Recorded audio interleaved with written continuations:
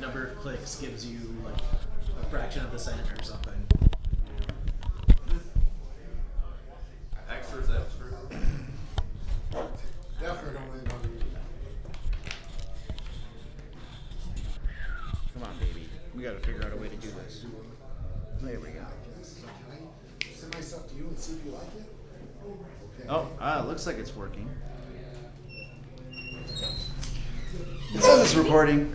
I had to tell him that I don't own any 5e D&D stuff anymore. What, you don't? Lost all the fire, just didn't want it back. Oh, yeah. I have the Yeah, you're waiting the for new 6th edition to PHP, come and out, so you buy it. I don't You don't know like how it? to buy it I again. that's all I have. Oh, that's what you have. Okay. Yeah. I have so many other games, and I like other games. Done better. most of I my can't stuff imagine through I'll ever PDFs. buy it again unless I wind up in a campaign. Oh, for 5th edition? Yeah. Yeah. It's still like I was when the open game license became a thing. First thing I do when I see a new book is it just roll D20 or is it a real system? No, just D20. I want a new system. I want some old roll 20 thing or D20 thing. Yeah. So what are you saying? You don't want a D20 thing? No, I want new systems. I don't Yeah. want the same old system again. Rejoice new system. Everybody. Which, by the way, I playtested my system and found a horrible flaw in it, but we fixed it. Uh-huh. Apparently, if you give people a head action, a right arm action, a left arm action, and a leg action, they can't do their turn because they don't know what to do with our other body part. So that, swing the sword. I have 3 more actions. I gotta use them. Oh, and they sit there and it takes. So they got to figure out what to do. I can see that taking a long time because So- you're trying to be efficient. So we Yeah. threw it all out. It can take a little bit of this just with 3 actions to figure Yeah. out. So we still have a hit system where you have legs and arms and head. Okay. But there's no longer this action system Uh-huh. that correlates with that. It's just Yeah. say what you want to do, Uh-huh. and if you have the arms and legs to do it, you can. I want to wrap my arms and legs around them and hang on tight and cry. Unfortunately, Yeah. they chopped them It's off. always interesting when you like play test whatever you're designing for the first time because then you find all these problems and flaws Yeah, and stuff. like, oh. And the things that you thought were really cool, you're like, oh, I don't know if this is gonna work. Like what we're trying to do, we're trying to make a system that doesn't have armor class. Okay, so there's so like basically it's you have D100 and what your chance to hit is based upon the skills you take. You know what I mean? So if you take certain skills, you might have like a 90% chance to hit any creature at all. But creatures will have like damage reduction and stuff like that. You know what I mean? But we're trying to do that. Just that way, there's no like for instance, in most games, it's like, oh, I rolled a 15. Do I hit? Game Master's like, oh, that's a hit. There's a small delay there.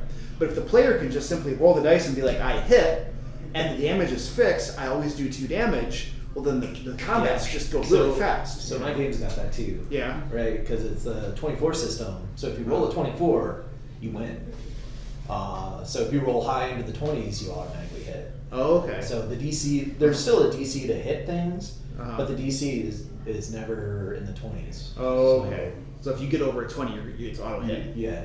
Oh, And, okay. Yeah. and then, so you always roll 2 dice Uh-huh. together, right? And if any one of them shows max, Mm-hmm. like this one shows max, that's a partial crit, Uh-huh. right? And if it shows both dice, that's a super crit, Yeah. right? Uh-huh. Gets kind of exciting. Yeah, that's cool. Yeah, a lot of things that we're doing are built around the idea of making gameplay faster, especially combat. If you can make it faster, so we're not sitting here taking forever in a combat. So, and then we're trying to so we have a two hit point system. Right now we're calling it combat hit points and adventuring hit points. But the idea is that your combat hit points, and there's a pool there, and those replenish after every combat essentially. So after combat's over, after 5 minutes, because you want waves, it wouldn't work with waves. But if 5 minutes passes, you just get your combat hit points back. And it replicates what essentially games like 5th edition and Pathfinder 2 do anyway. They de facto are that because of short rests and because of healing. Medicine. What is it? Medicine? Medicine. Combat medicine? Treat Treat wounds. wounds. There you go. Treat wounds. So it's like, why have all these complex rules and horsecraft? Why don't we just say, look, you just have a pool of hit points that replenishes after every combat. But the adventuring hit points, if you deplete through your combat hit points and get into your adventuring hit points, then that's extremely dangerous because those only one replenishes every day you rest, and those generally cannot be healed by magic unless you take special skills and stuff. So like if you start to get into those, that's like critical wounds, like absolute horrible bad stuff is happening. And so we're playing around with some different stuff, you know what I mean? And like every time the more things we do that are not like what D&D does or Pathfinder 2 or somebody else, I'm always like, Zach, this is great. Because what I don't want is I don't want to be a carbon copy of another system that already exists that somebody already made. Because like, what's the point? You know, like Cobalt Press's Tales of the Valiant, they literally copy pasted like the SRD stuff. You know what I mean? It's like, what's the point? You know, what are you guys doing? You know, so all right, whatever. You're making money, I guess. Yeah. So Shadowrun, the game sells because of none of the rules. Really? 100% the I environment. love the rules. I Shadowrun? love Shadowrun rules. It's 100% environment. I would disagree completely. I love the Shadowrun rules. You do? Yeah. Oh, I love the fact that there's all the different things you can do, and the system stays the same, but there's all these different areas. That's awesome. Oh, I hate it. I know a lot of people do, but I absolutely love it. I mean, I love Actually, the Wait, world. who ran Shadowrun? You ran Shadowrun Yeah. for us, right? Yeah. Actually, And you were like the hacker thing. Hackmaster. And no. Oh. In Shadowrun. Yes, Yeah. I was the computer hacker. The yes. computer hacker guy. You were all into that. I'm like, I don't know what he's doing, but apparently he knows what he's doing. That is one they've improved dramatically since first edition Shadow. That's true. Yeah. First edition Shadowrun hacking was its own thing, Uh-huh. and the theory was, okay, they're doing this and you're hacking. It didn't work that way. It was, okay, the hacker's going into the system. See you in 2 hours, guys. He's going to do the hacking, and it was awesome. Yeah. But he's the only one doing anything for like an hour Yeah. or 2 hours while everyone else watched, which gets old. Yeah, I bet. Yeah. But I mean, it was the absolute coolest system ever, except Yeah. The translating it over to like the AR system, which you could Yeah. access like people's personal they AR are where it's basically an attack. I can look at you and go, I'm going to hack your gun and make the clip fall out, and the magazine fall out. Ah! I'm gonna hack your arm. Stop punching yourself. And they had to have you can turn off the Wi-Fi. And then they had to figure out why is it bad to turn off the Wi-Fi in your cyber lane? No, it was funny watching and trying to figure that balance out. But I like all different systems. But I do like the pool of dice. Something about when you can just go, whoa. So it makes a lot of sense at 3, 4, 5 dice. No, It starts making no. a. When it's 15 dice, you're hitting the sweet spot. At 30, you've reached epitome, man. You ever play Champions, the hero system Champions with cosmic level heroes when you got a 30 die blast? But You roll law of large 30 numbers. D6. Law of large numbers basically says you're gonna get 1/3 of them because you gotta get 5 or 6, right? That's You're gonna get a third. Champions is different, but yeah. So if you have a 36, you might as well just say 12. That's why there is a system in there to do that. Yeah. Every so many, you can just turn into automatic successes, so you don't have to roll them if you don't like to. All right, you guys ready to rock and roll? Yeah. All I'd right, rather roll. let's roll for recap. I'll roll for I'll roll for Kevin. Kevin, let's say somebody get me started. What is that? It's a ninja star. None of us have any idea. They're could- cool looking, but It's a 12. So I win. Well, I'm going to go with the 1 I rolled means it's That beats my 10. so. hey, Yeah, Joe, your lies are gonna have to wait for another game session. My lies? Yeah. No. Your fabrications. The creative interpretation of Yeah. the Subjective reality. Yeah. There you go. There you go. This is how Grim Charles was. So, if I recall, we started our session as we were entering into the blasted lands, or Yeah. What do we I call don't remember what they're called. The something. Blistering Blistering Hills. Hills. Blistering Hills. Yeah. Blistering Um, Hills. And we were working our way through to find the fortress, and ran into an encounter with a few cyclops. I think that was the last session, right? Or was that the session? Or not cyclops, centaurs. But they were Scorpion Scorpion Stars. Centaurs. Scorpion Yeah. centaur. That That was last session, right? Yes, it was. Okay. It was. Yep. We labeled them Dwayne Johnsons. that's right. Sure. The pros. Let me make sure I wrote that rocks. down. There was a clever ambush that many people saw very obviously as an ambush, and yet who just went in at Marv? Yeah. Yeah, Marv. Marv was like, I gotta check it out. And One of us was then going to. I was glad it was him. Yeah. if it wasn't him, it would have been me. So, It's and gonna be neither one one of of us. us can run back to the group easily. Yeah. So it's gonna be one of us. Grimshaw just goes in first. Face down. Down on the ground. Yeah. Yeah, I can heal from the ground. Fought through that encounter. Maybe I should just sit down. So silly illusion that got us there in the first place. All right, the illusion of treasure Oh, yeah. that caused us to investigate in the first place. It turned out to be nothing at all. We then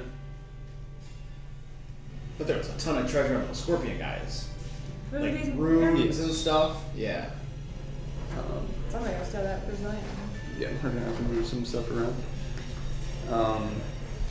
Then we continued through the blistering hills, doing a skill challenge where both Tara and I did very poorly and caused more encounters. The thing we're supposed to be good at. Yeah. Just rolled badly. Yep. We got to fight some gargoyle. Fought some gargoyles. I feel like there was something else in there too. If that helps, you weren't the only ones. I believe Mark failed. And then the end of the session, we found I believe it was a djinn, a fire djinn that was trying to Something like that. force its way through the barrier into this The prettiest girl ever. realm. And Grimshaw was trying to break the anchor, and right before we stopped, we talked him out of it, and we were No, didn't talk him out of it. We told him to Told hold him, off talked on him, talked him into getting a bigger rock to smash things is faster. that what it with. was? And talked him into pausing at the very least, so well, that he vanished, so he must have Uh, been impervious sized rock now. Robbie and I I just been can look at those it. in his own. I'm pretty sure I made the persuasion check to have you listen to your down. No, I think you failed. Oh, wait. Did you tell me to listen to my god? Yeah, because I was pretending to be Valinor and say like give Krabby a chance to look at it. Oh no, I think you failed. Because I remember it not working, because I would have accepted it. And then, but Well, I remember- Krabby deceived me into thinking I needed to go get a bigger rock. That's how I remember it. I don't. Oh, Crowley convinced the with. Oh no, Bartleby. Bartleby went with you just to distract you, but Crowley and Say convinced the firewoman that just smashing it open, you used deception and I managed to magical babble it. I That if we just smashed it open, there was a chance that it would collapse on itself and the energy would trap her forever because Yeah. the seal energy would just be released and grab her. And That's right. we talked fast enough to convince her that she should give Crowley some time to study it and figure out how to properly end it so that she was for sure not trapped. Yeah. I don't know how long it'll last, but he tried to manage to convince her of that. With your, you did most of this. So you guys are in there now, and Right. and you get the sense that she's a little impatient here, Yes. especially since there was noticeable progress being made with Grimshaw smashing it. Oh. So the way I kind of remember it was like a hill going down into a valley sort of thing to the Yeah, altar there's a big obsidian seal in the middle. with the big obsidian seal. Yes, yeah. So there is a. Let's see. Would there hypothetically be an absolutely ridiculous sized rock just perched on a cliffside, happen to be over the? Yeah, half sunken into the hillside lies a shattered basalt platform etched with ancient glyphs glowing family orange. Cracks spread off its center where a massive obsidian seal lies broken, its pieces hovering weightlessly above a churning rift of molten fire. So yeah, like there's a dip into a hillside, a rift of molten fire, and then that platform, and then that genie, what was it? She was like a noble, a malik. Yep. The efreeti malik is now hovering there in the flames. Right, and you guys have also, you can also see, minions gathered around her as well. There are some like large fireworm type creatures. They look like massive snakes wreathed in fire. And then there's some other clear efreeti fire creatures that are not nearly as grand as she is, but nearby as well. So to set a sense of urgency for our group, I'm currently walking up the hill to the biggest rock I can see up the hill, and my plan is to tumble it down towards the. There not only is a massive boulder, but it is perched precariously on the edge as well. It looks like if you can get that rolling down there, it might just slam into that basalt platform. Excellent. All right. There, I set the time limit. Go. And I rolled a 6 for you, a d6. Nice. Most recall, Crowley came up with if we do break this open, it basically allows the plane of fire to enter into Eberron. It creates an open portal between the two planes, yeah. Which, granted, where we're at, but we do have some things to get done here that might be a bit problematic if there's. Make a deal with the lady while you're got time. And she was offering you a very fine sword if you were to break this seal. Which nobody in our party uses, so. Bartleby. Bartleby was the closest, but Like I could maybe use it too, but yeah. I said, not saying no one did, What's but the it was weapon? not the most, oh my gosh. I am the weapon. But yeah, Crowley was actually looking for a way to completely repair the thing, but I don't know if we're out of time. But I don't know what we either, but he was trying to. I would have been looking over it with whatever trap knowledge I have to make sure. I know it's out of my purview, but This would be, so I'm thinking things like crafting and arcana Yeah. would be what this would fit with. That's why Crowley's looking at it, Okay. because that's his two things. Okay, so why don't you give me a craft check?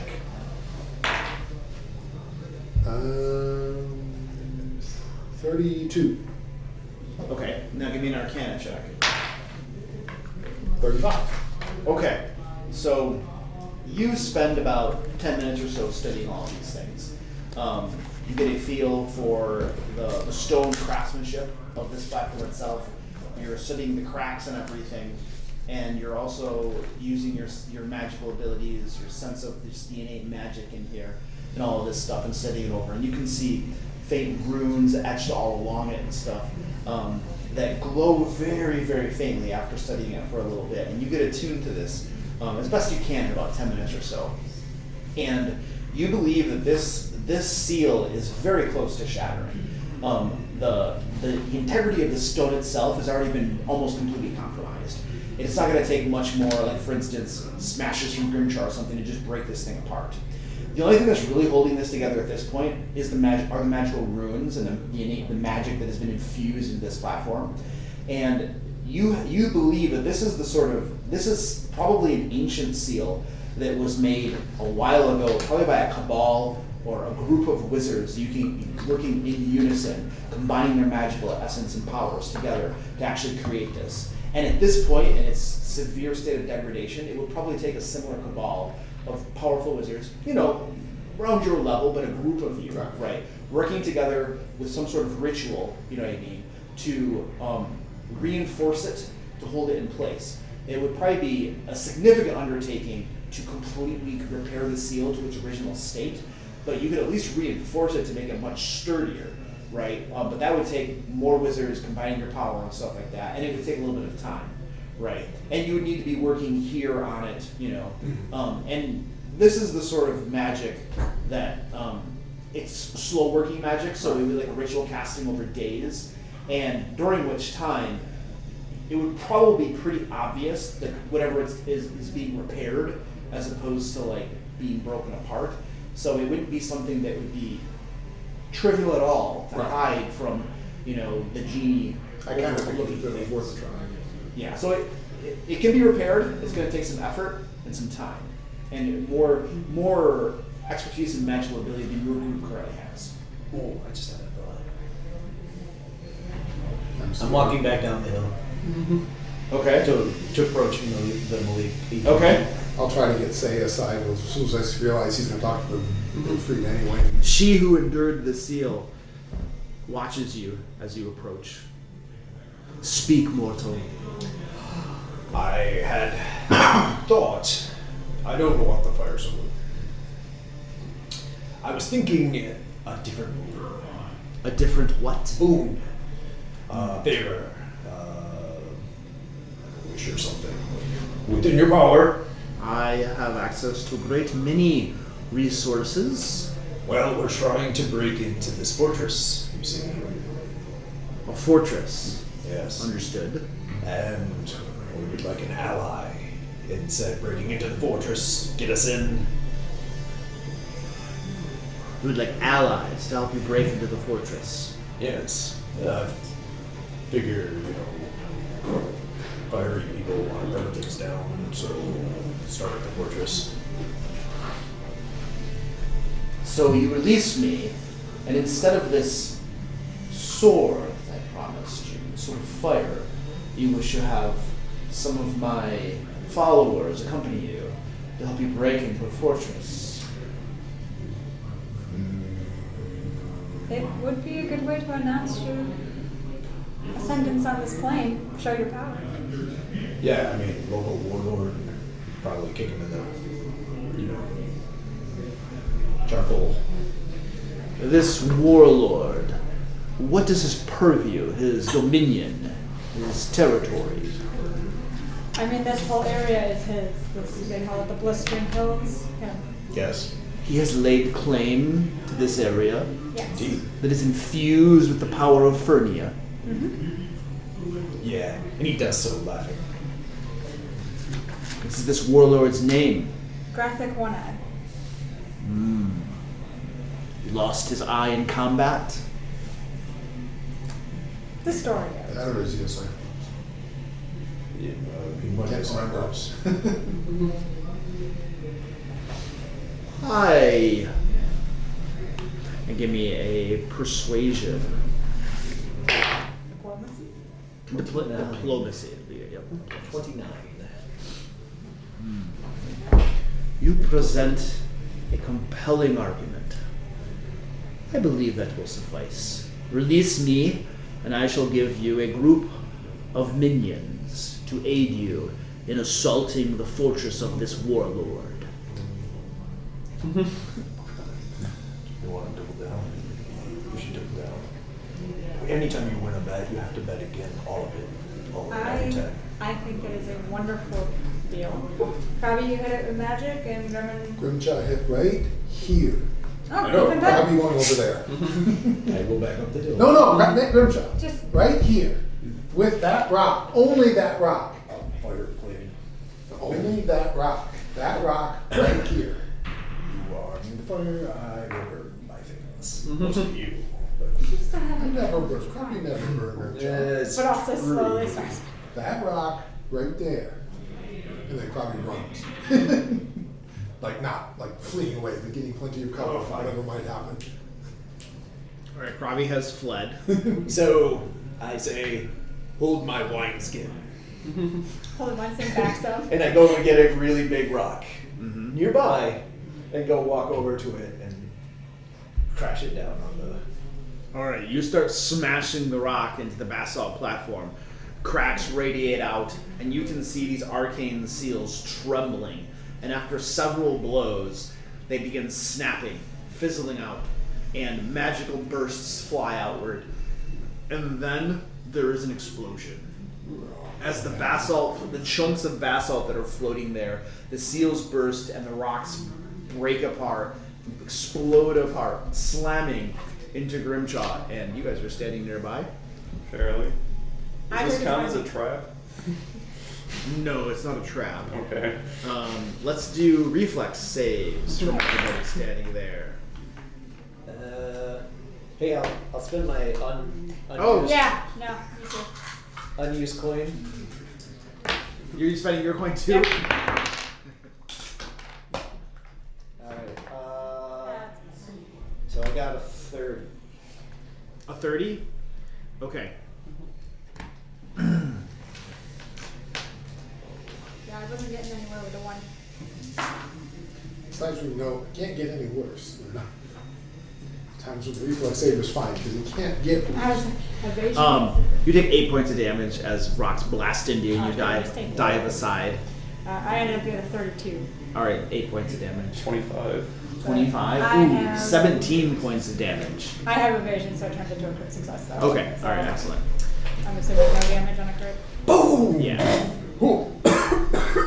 Still amazes me. Who knew that would happen? And then a massive gout of flame, a wall of flame rips out of this massive rift below, going up into the sky, hundreds of feet into the sky, fume of fire, and then you can see magma spewing straight up. It's like this, well, it's this wall of fire and magma is probably like 10 feet thick, 50 feet long, just spewing up into the air, black smoke filling the air, and then this magma is flying all over the place, right? Nothing is landing too near you guys, it's going off into the area. And then as this dissipates and dies down a little bit, there's just black smoke now puking up into the air. And then you can see this Malika break free of whatever invisible shackles were confining her to this area. And she floats a little bit closer to you. And as she's coming out, you can see creatures of flame, pure fire elementals pouring out of this portal. You can see salamanders slithering forth with pole arms, fire along their back. You can see more efreeti, frontline fighter efreeti coming out. And then you also see more of these fireworms slithering forward. Dozens and dozens of minions pouring forth in this general area as this Malika flies and floats closer to you, black plume and smoke coming up, and she says, "Well done. You have performed admirably. I will darken the sky with ash, and this warlord will fall, and my dominion shall be established."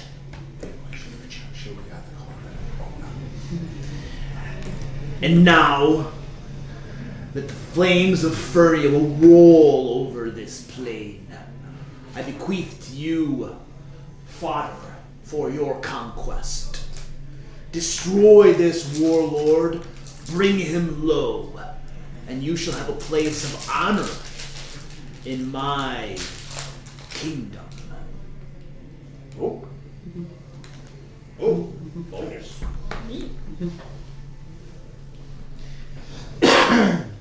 And she is. Let me look up. I gotta figure out what creature she's gonna give you.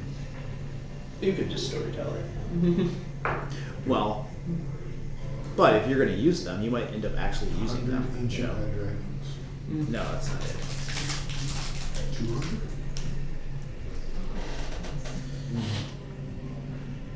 How about just 10 venerable?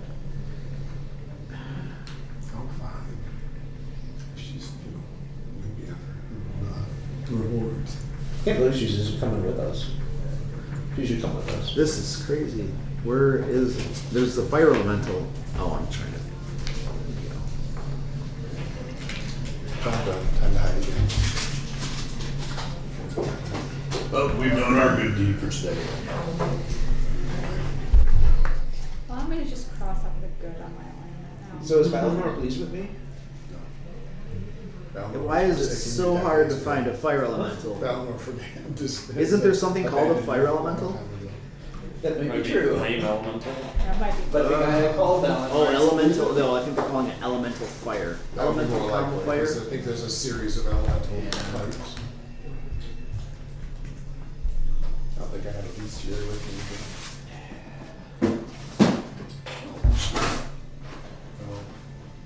I don't know, but I don't have it. I think it's at home because I'm not GMing it, I believe. Or summoning or transforming. I'm running on the treasure map, memorizing all the monsters. Okay, she's. Oh, hold on. I think I found it. Living magma. Half the overlay, no attention. That didn't last very long. No. I for some bizarre reason, I'm an erudite like mine when it comes to all monsters. So you buy the monster, and I can tell you what armor class they are. Well, it doesn't matter. Oh my gosh, it's called a living wildfire. Okay, it's a fire elemental, but they call it a living wildfire. That's why I can't find it. Okay, anyway, she gives you 4 fire elementals to assist you in your endeavors. They're called living wildfires. They're in the monster core. Let's go to the legacy version. So that's probably might be part of it. They should probably change the name for. Yeah, I gotta Remaster. remaster. I gotta make sure. I do not want remastered. It's still called Living Wildfire, but it's in the bestiary, page 148. So she gives you 4 of these creatures to accompany you, to help you on your quest. So I have a lantern, and fire elementals used to be able to like fit in a one inch opening. Can they fit in my lantern? I just thought it would be cool. There's nothing in here that seems to indicate that they can Change shot size. do that sort of thing, no. That would be cool though. Get everybody, we're going for a ride. Yeah, they're medium-sized creatures. They look like humanoids, only they're just complete flame. Okay.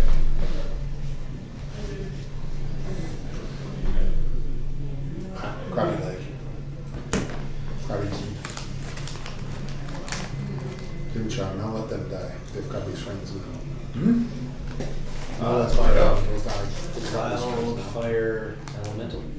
Living wildfires. Does anybody speak? What language would these guys speak?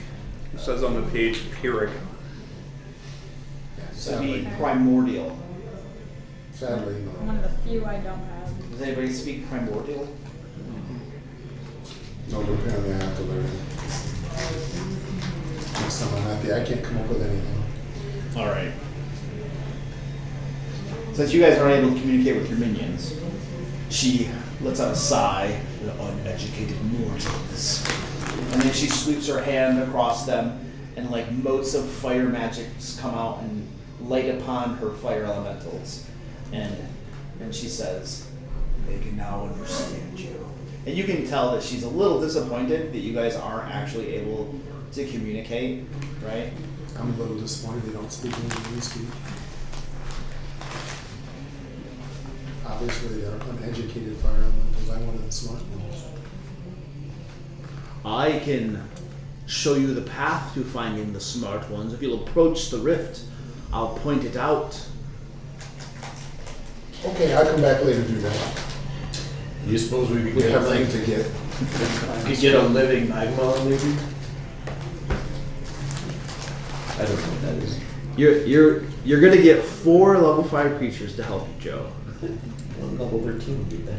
It would. It would. And it makes my job harder.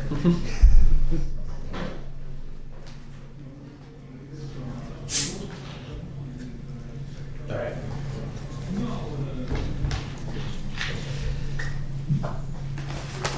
Welcome to the Team Fire Elementals. This is, we call ourselves Awesome. Team Awesome Grimstone. There's like some motes are sparkling and flaming. Team Awesome, Team Awesome. Do we burn? What do we burn? Oh, we're on a quest to fetch a small parcel of land for your mistress. Up this way. Excellent. They're very excited. They just keep on talking about burning and pointing in the right direction. They're very intent on unleashing chaos. So is my my deity happy with me right now? Oh, absolutely. You get the absolute feeling that Valinor is pleased. Nice.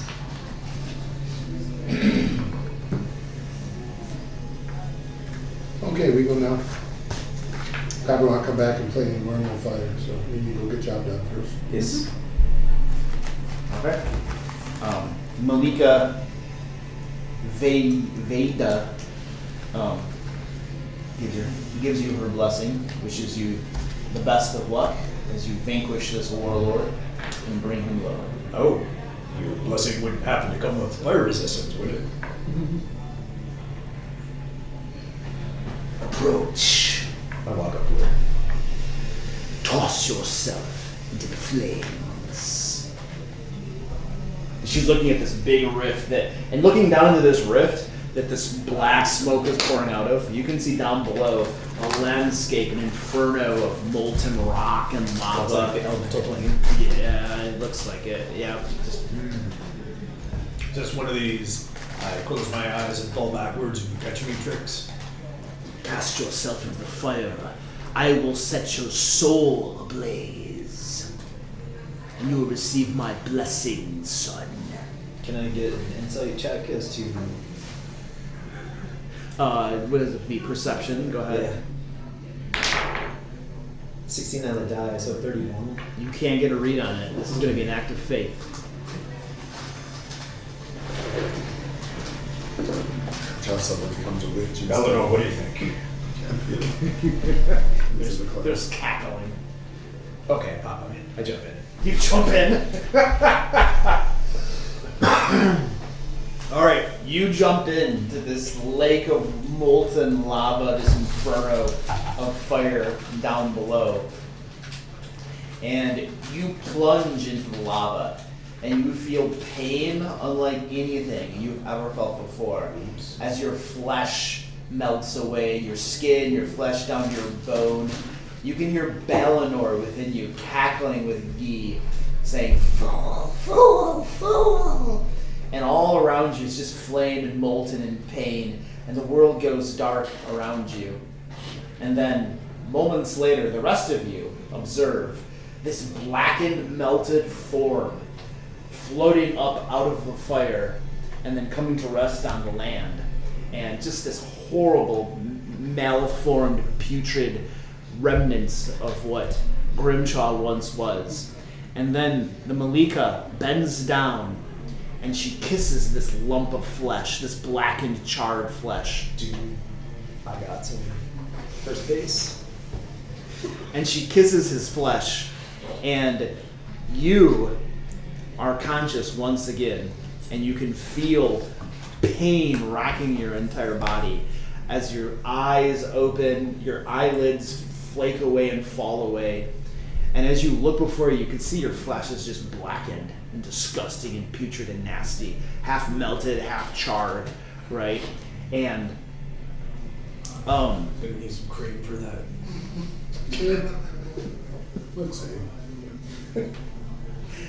and she says, "You now will resist all but the most powerful of fires, my son.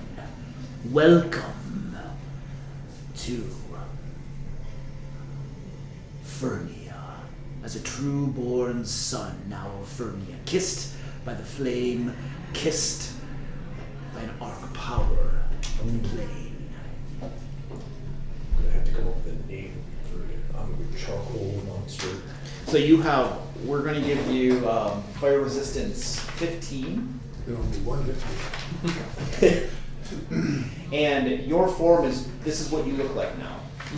You are a blackened, scarred, putrid mess. Considering I'm a scarred hold orc, probably isn't much of a change. So, it's crispy now. What's Mama gonna say? I don't know. I'm a scarred hold orc, so like I already had tons of scars. Let's see. Right. Blackened, charred form.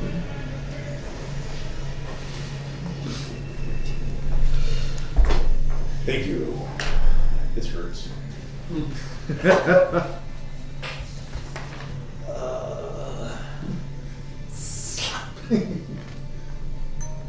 Okay.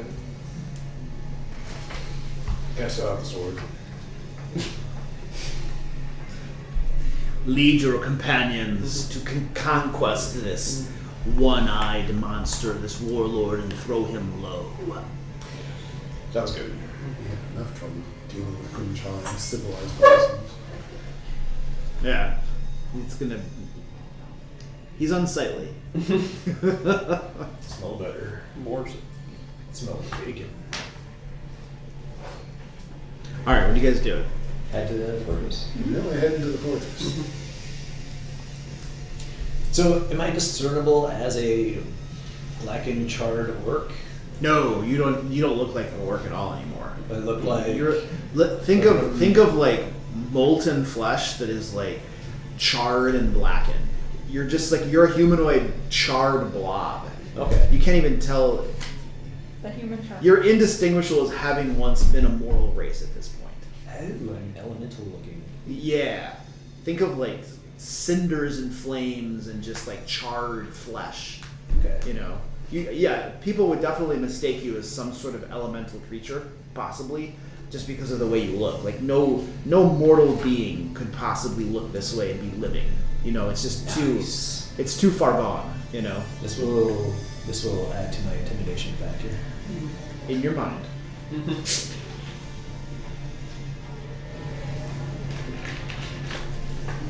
didn't mention the weakness to cold.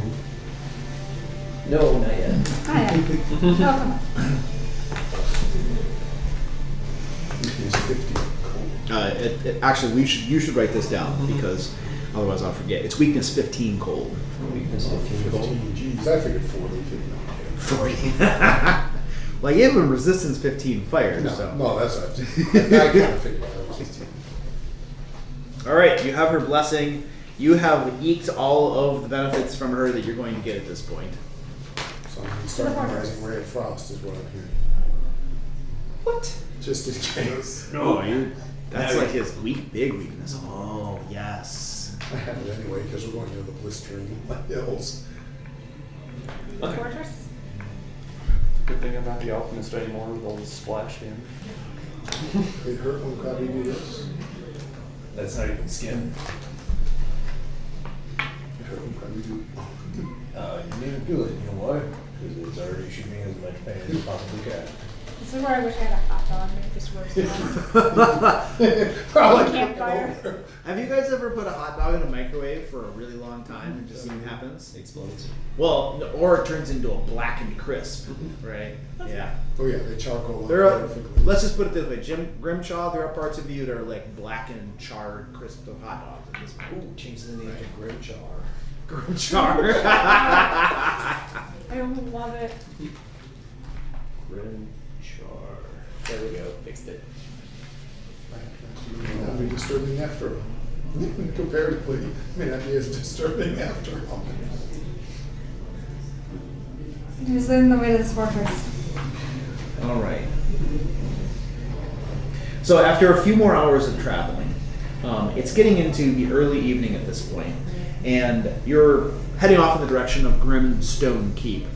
And as you crest a rise, you finally see Grimstone Keep looming in the distance, perched upon basalt cliffs, its jagged black walls jutting from the rock like the teeth of some colossal predator. The fortress clings to the cliffside, its towers and battlements patrolled by winged shapes against the smoky sky. Below its shadow, the land is scorched black and broken by old lava flows. Spread across the plain, a vast encampment sprawls like a siege army frozen in place. Rings of crude stone towers, the glint of iron palisades, and the faint red glow of dozens of braziers. Even from here, you can see cyclopean silhouettes moving between the structures, weapons like tree trunks in their hands. The steady clang of hammers and the low bellow of beasts carry faintly on the wind. So, basically, you have... You can see Grimstone Keep, right? There's like a mountain, there's a keep here and stuff, and there's like a path that goes up to it. And all around it, just massive encampment. There's palisade walls, there's towers and stuff, and you can see cyclops and other creatures moving in here. So there's a massive army encampment around the keep itself. Okay. So we just go right in. Do we have a judge of about how far out it is? Like How far travel out? ways?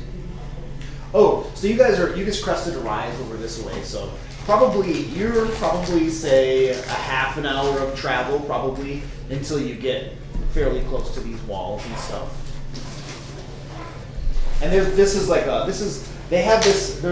a lone mountain that rises up here, and mostly around it it's a plain, right, where they've decided to put this. So approaching these walls and stuff, there is still like stones and debris and stuff scattered around, but we're not talking like the hills and mountains like before. They would much easier to cloak your approach.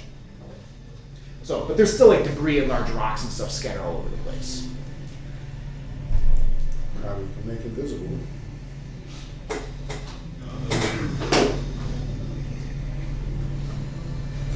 What do we pretend? Like we're here because I'm going to be a warlord? We've got to make boss warlord want to kill you. No, this is like the place where the other warlords get blessed or something. Wasn't that right, Luke? What?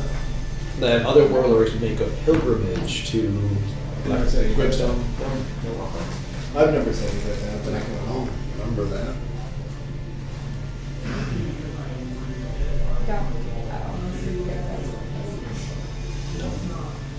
We Need could 10 say we're here to minutes. work. That's other options. Talk our way in or sneak our way in. Probably can make it visible. But also say talk well.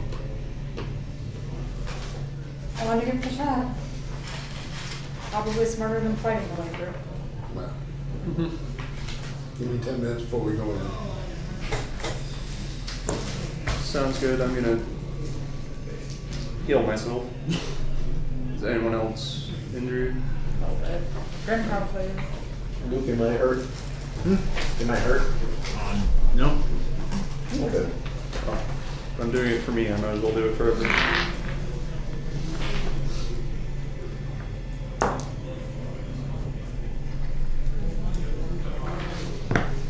I don't need your luck. So I can never remember the numbers. 30 is plus 10. I don't know the master. I was going for the expert, so yeah, it's 2d8 plus 10. Actually, it's 4d8 plus 10 because I credit. Nice. 10, so 24 points.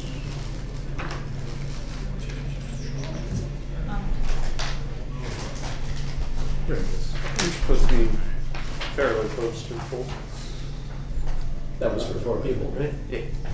Probably all better. I was down around half. So. Could be some 2 hits. You took a couple good hits. Yeah, probably has a spell book out and weird random pages. I'm not sure I'm hurt. Anywhere. Maybe I am. I don't know. I'm probably not. But that was a lot.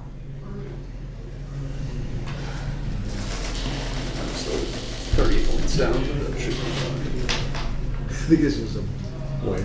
wind or air pressure difference. Yeah. I don't think the door's quite closed. Let me run to the bathroom before I get home and Major probably will follow along and be really quiet right now because he's terrified of this whole idea of it. Yeah. But sure we need it. He does have 2 invisibility sphere, 3rd level and 5th level available. So. I no longer have the ability to turn myself invisible. So how do you want to play it? It's really up to you, because if we talk our way in, you're going to be talking our way in. Mm-hmm. I'm really good at scaring our way in, but that usually doesn't work so well. When it comes to sneaking our way in, 3 of us are pretty good at that. I can be. I can turn invisible and cast silence on myself. And that would make me utterly Yeah. pretty stealthy. I'm pretty sure probably decent stealth. And has invisibility if needed.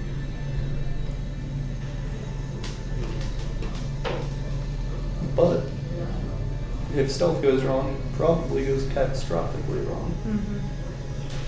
I still Just talking, I can try one, you intimidate if it fails, or vice versa. I mean, I can always be helping you in the background as pure muscle. Yeah. Right. Any good negotiation requires the dude in the background being like, Good cop, bad cop. Mm-hmm. What we got going on here? Right. Yeah, we shove one into the other and we have a cocktail. We have the cauldron. We're on our way home.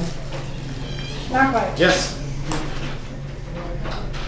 I mean, I'm down to have a problem. Yeah. I figured it would be done by the time I got back. So. We're all dead, sorry. No, probably invisible. Sounds about right. That, and the other thing of doing the talking is if things go pear-shaped, we can always rely on invisibility, you know. Or Grim can eat them. That's it. I say using the power of my God to help me guide me in good decision making. I say I think we talk our way in. talk our way in is high. My God agrees. Glad Valley agrees. So we'll start with the here for work and you back me up as muscle.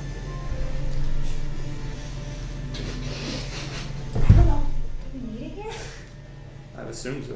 What do you got over it? The fact that he's still a human. Is what? Human. Have they seemed to care about the fact that, like, I'm assuming I'm still at the status, although I might have altered it Who's because, they? like, the denizens here. Does anybody seem to the care? drones. Yeah, the drones. Which denizen specifically? I mean, we had the one encounter with the Cyclops during the skill challenge. There was the Scorpion people. There was Yeah, well, the scorpion people are just attacking you. Yeah. The Cyclops, like, you talked your way past that, right? Mhm. Okay, and I'm assuming that he was still being passed off as like a slave or whatever at that point. So, I don't think that you Pretty much have any you haven't had any encounters sufficient enough to determine whether creatures in this area have any different feelings about humans or whatever. But I mean, it's you're still in growing, right? Yep. So like That's what I- Cyclops encampment and stuff like that, it's safe to assume that the Cyclops would share similar feelings as like the general disposition of monsters in Droiam toward humans and stuff like that. They're just, they're not necessarily humans, and the other races are they wouldn't necessarily be attacked on sight and killed so much in Droiam. They're just going to be looked at very suspiciously, in the same way that like if you had Medusas walking through the streets, they might be tolerated, because Eberron is kind of like that, but you're still going to keep an eye on them. You're like, what is this Medusa doing? Holy crap! Let's take my kids out of here. Let's get away. Just because you don't know what they're going to do, you don't trust them, type of thing. Alright. And then back in the fake shackles again. Get back in the breakaway shackles. Okay. Listen, I've been keeping up the disguise, although I've probably, again, altered it a little bit because of the heat makeup wind stick, so I'm probably using a scarf and stuff to help for now.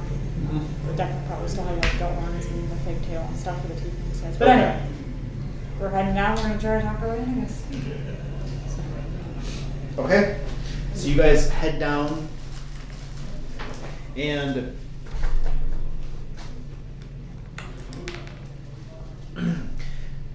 as you approach, as you come down over this rise and down here, the heat intensifies as you near this basalt plain. Stone lodges rise like squat fortresses, their roofs flat and their walls etched with clan markings.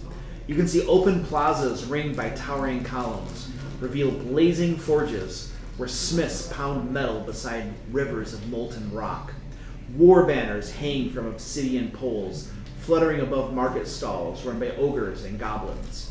The scent of scorched meat mixes with smoke and sweat, and the ground trembles under the heavy footfalls of Cyclops patrolling along a road that leads from a large central plaza to the foot of Grimstone Keep itself. Somewhere ahead, a deep horn sounds, and the entire camp seems to pause for a heartbeat before resuming its work. And as you approach, there we go.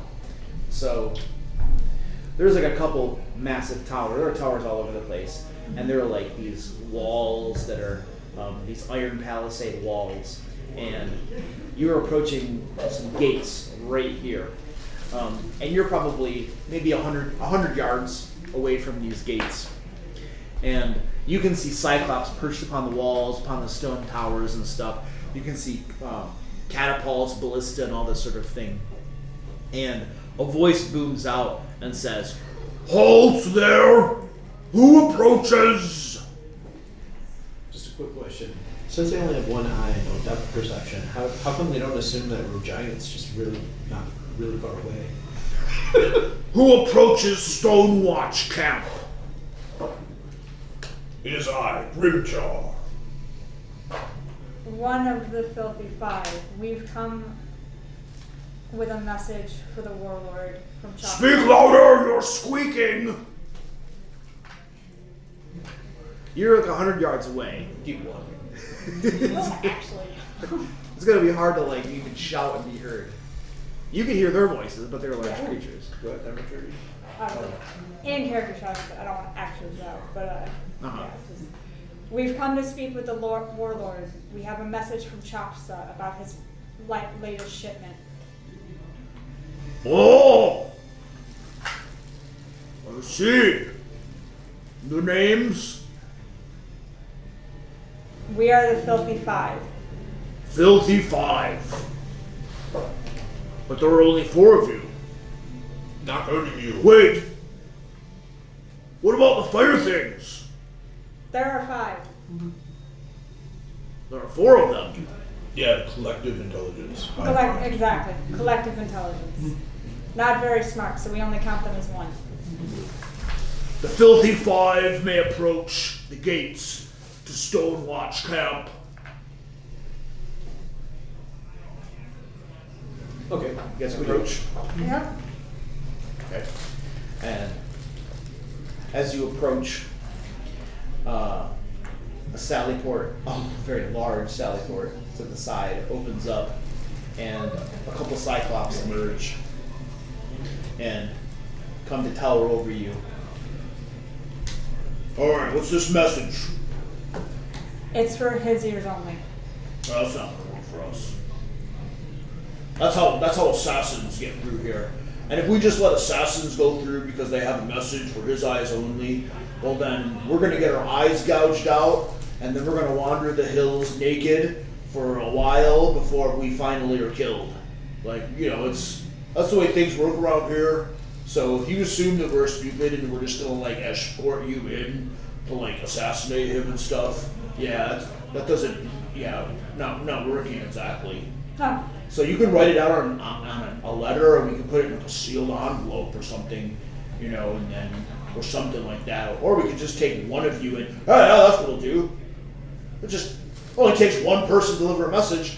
He's like elbowing the other guy, and the other guy's like, that's a smart idea. All right, one of you comes in, delivers the message, we're good to go. That could work.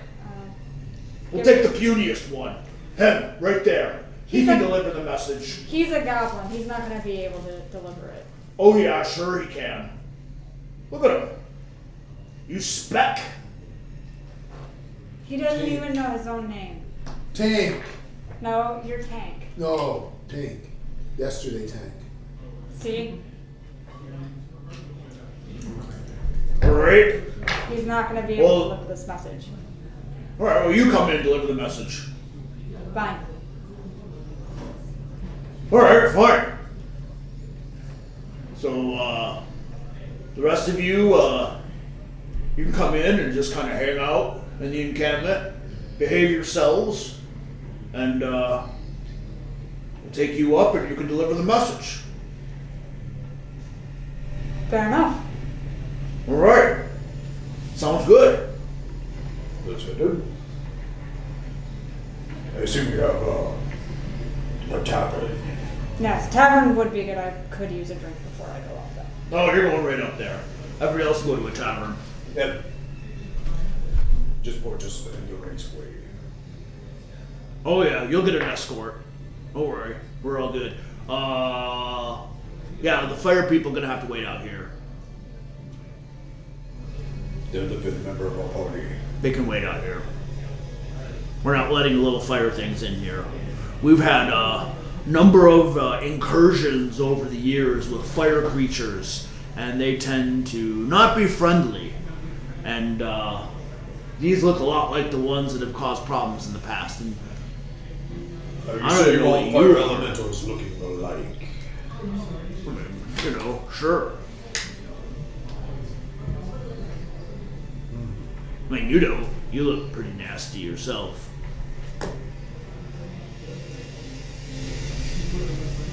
I'm trying to set a trend. You're doing a good job. So, two of you come in with your slave or whatever this is, right? And then just behave yourselves. We'll take you right up to see the warlord. We'll see how that goes. And then 4 fire people can just kind of sit tight here. They're fire things. They don't drink. They'll be fine. I think we should stay with our fire things. Probably a good idea. And we'll keep the puppet too. Anyway, have a good day. You deliver the message quite well. Mm-hmm. All right. So you just gonna sit out here? Yep. change your mind, just knock. Over. All right, so they gesture toward the Sally Port to you, Selah. Yep, I'll follow. All right. You go inside the door, the front gates and stuff, and you can see this encampment stretching out before you. There is a large. Hey, Luke, Yeah. we'd like to do Plan B. What's Plan B? The invisibility sneak in. As soon as they turn away, invisibility sphere on the rest of us. Okay, so there's still people up in the towers and stuff that are keeping an eye on you I have guys. subtle spell, hoping that it'll distract them. They might notice the invisibility. They'll definitely notice all of everybody going invisible. 100%. You can't. You're just gonna disappear. They're gonna notice something happened. That can't be subtled away. The casting might be, yes. However, if we I don't know so much we have else tall that's- walls and a thing and a castle like that. As we get closer to the walls, we might get into more of a blind spot. Certain areas can't see certain areas. Like I noticed there's an indentation on the entrance gate here. So we narrow the vision down further and further. Okay, so you might be able to find a place if you guys move around where you can cast invisibility. Yeah. Yes. Not in this particular moment though, and they're already gesturing for her to come in through the Sally gate. Are you going in? I am gonna follow them. Okay, so you go in with them, and they close the Sally door behind you. Stall the door. So now you're inside with them, and you can see there's a path, a broad path that goes straight from that door up into Grimstone Keep, and a group of 4 massive cyclops. I mean, you can behind here you can see there are cyclops, there are ogres, there's a whole bunch of, and then you can also see some large hounds, black-skinned hounds, smoke rising out of their nostrils. Every so often, one of them there's a little bit gout of flame that comes out of one of the mouths. You know, you can also see nearby behind these gates, there is a group of rust monsters that are tied on chains, right? And there's some cyclops that are keeping an eye on them. And interestingly enough, palisades, there's metal and iron on the palisades. The cyclops and other creatures have metal. The chains are made out of metal, and these rust monsters are not doing anything. But as soon as you come in, they lurch towards you, as they can obviously sense like metal on you, you know. No, but And the cyclops that are like keeping an eye on the rust monsters are chuckling as they see them kind of lurch towards you. And then you have an escort of 4 massive cyclops, and they have like very nice armor. You can see clan symbols, like badges of like honor, or you know, for like achievements in combat and stuff like that on them that denote some sort of rank or importance to them. And they 2 in the front, 2 behind you, flank you, and they say, "Just follow us." And they begin walking straight off toward the keep right here. We're not getting into the visibility. All right, now the rest of We you. know this. So you just came in and you're beginning to walk this way. All right. Are you doing anything in particular that I should know about, or are you just going along with them? I am gonna try to stall a little bit, not enough that it's gonna draw a lot of attention and they get pushy, but just kind of asking them like if there's been anything weird in the area. Strike up Any conversation. Yeah, like any Okay. immediate threats they've noticed. Yeah, they- maybe bring up like the, like I'm not gonna bring up the efreeti yet, but like just has there been increased? Gargoyle attack. Yeah, gargoyles have been creatures been acting strangely lately. Okay, so they are continuing to walk along and making sure that you go with them, but they're happy to strike up a little bit of like conversation about local rumors and stuff. One of the things they mention is that like, you know, just a few hours ago there's this massive black plume of smoke that came off from that direction, and how it's like accumulating in the sky and stuff, you know, and how they've already dispatched, you know, gargoyle flocks to go check it out and do some initial scouting and stuff like that, you know. So that's the biggest thing that they've noticed, you know, that's going on. And they're just common gossip talk about just very surface level things. Any attempts you make to probe at like more type of useful information, we'll make rolls on that after a little bit if you're trying to go a little bit deeper. But they're happy to talk about like surface level stuff like that, you know, as you go along. But they're very insistent on marching along that road, right? There's no dilly dallying. They have a purpose, You've declared you have an important message from Choxa. They're taking you right away to talk to One Eye. Okay, everyone back outside the gates.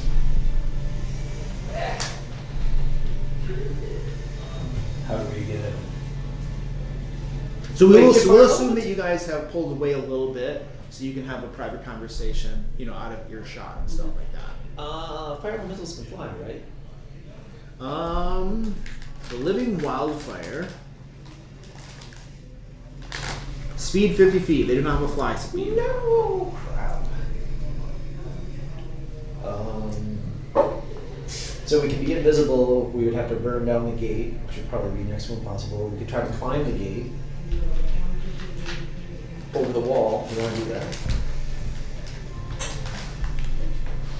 My athletics is off the chart, so I can carry you probably. Easily carry him. Fire elementals climb. These palisade walls, by the way, they're not designed to be particularly hard to climb. So you guys have a feeling that you can scale these walls pretty easily, right? The trick would be, not being seen as you do so, and you have an entire army encampment within that you'd have to move through. Right. But getting over the wall would be trivial, as long as if they see you try to go over the walls and they're actively fighting against that might be a different story. But as far as just the climbing of itself, would not be hard for you guys to do. Okay. So, just so you're not caught off guard, the plan is his invisibility sphere and my silence at a 10-foot radius would give us sight and sound, right? So hold on, his invincibility sphere. Yeah. Okay, how does that work? 10-foot sphere, and then when I cast, it's in it when I cast, is Okay. invisible, but we can see each other. Yep. So you guys would all clump basically, and then okay. And then silence works basically the same. You know, okay. You 10-foot sphere around a target and no sound. How long does that? How long do those two spells 1 last? hour. If I cast it at 5th level, which is what I memorized. Okay. With mine only last 10 minutes. So I have a 10-minute version too, but I was figuring I'd use the 1 hour version. So the silence, you have a feeling there's a lot of ambient noise from within here. The smiths metalworking, pounding on metal on forges and stuff. There are beasts and sounds, and you have large creatures walking around, thundering. Their steps are pretty loud and stuff. So you have a feeling that being quiet isn't going to be the most important part of sneaking through. Okay. It's mostly going to be remaining unseen. Because there's so much noise, you know what I mean, that you guys would have to just you'd have to try hard to make enough noise. So the real concern is we are wearing metal, and Right. the rust monsters will. Well, we don't know this yet. But Well, you guys did run into, you haven't seen the rust monsters inside, Side, so correct. you did run into a patrol of Cyclops that had rust so monsters. we're aware that they. You are aware that they use them, that they exist. Right. And and it's reasonable for you to assume that patrol of Cyclops rust monsters probably was a patrol that originated from here. We don't have an interdimensional pocket where I could stow my armor. Do we? No. Sorry, that is not something I have. Not other than But- the backpack. But It's dimension what- door what- myself, what- but I can't do that for anyone else. Pretty sure the only metal I have is the shackles. You're about halfway now up to the keep. If you want to, and you guys are welcome to keep on doing your planning and stuff. Is there anything else you wanted to say or do?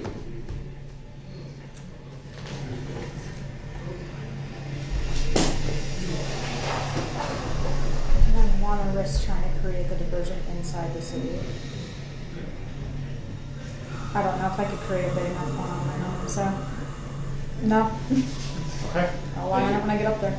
All right. I have my own plan. The other question is, do we just send the elementals up and over the, assuming they can get over the wall or through the wall, send them to a different area just to create a noise and disturbance? And Yeah.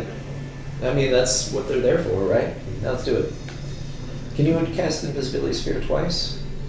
theoretically, But why cast Invisibility Sphere on fire elementals when there are distractions? Yeah.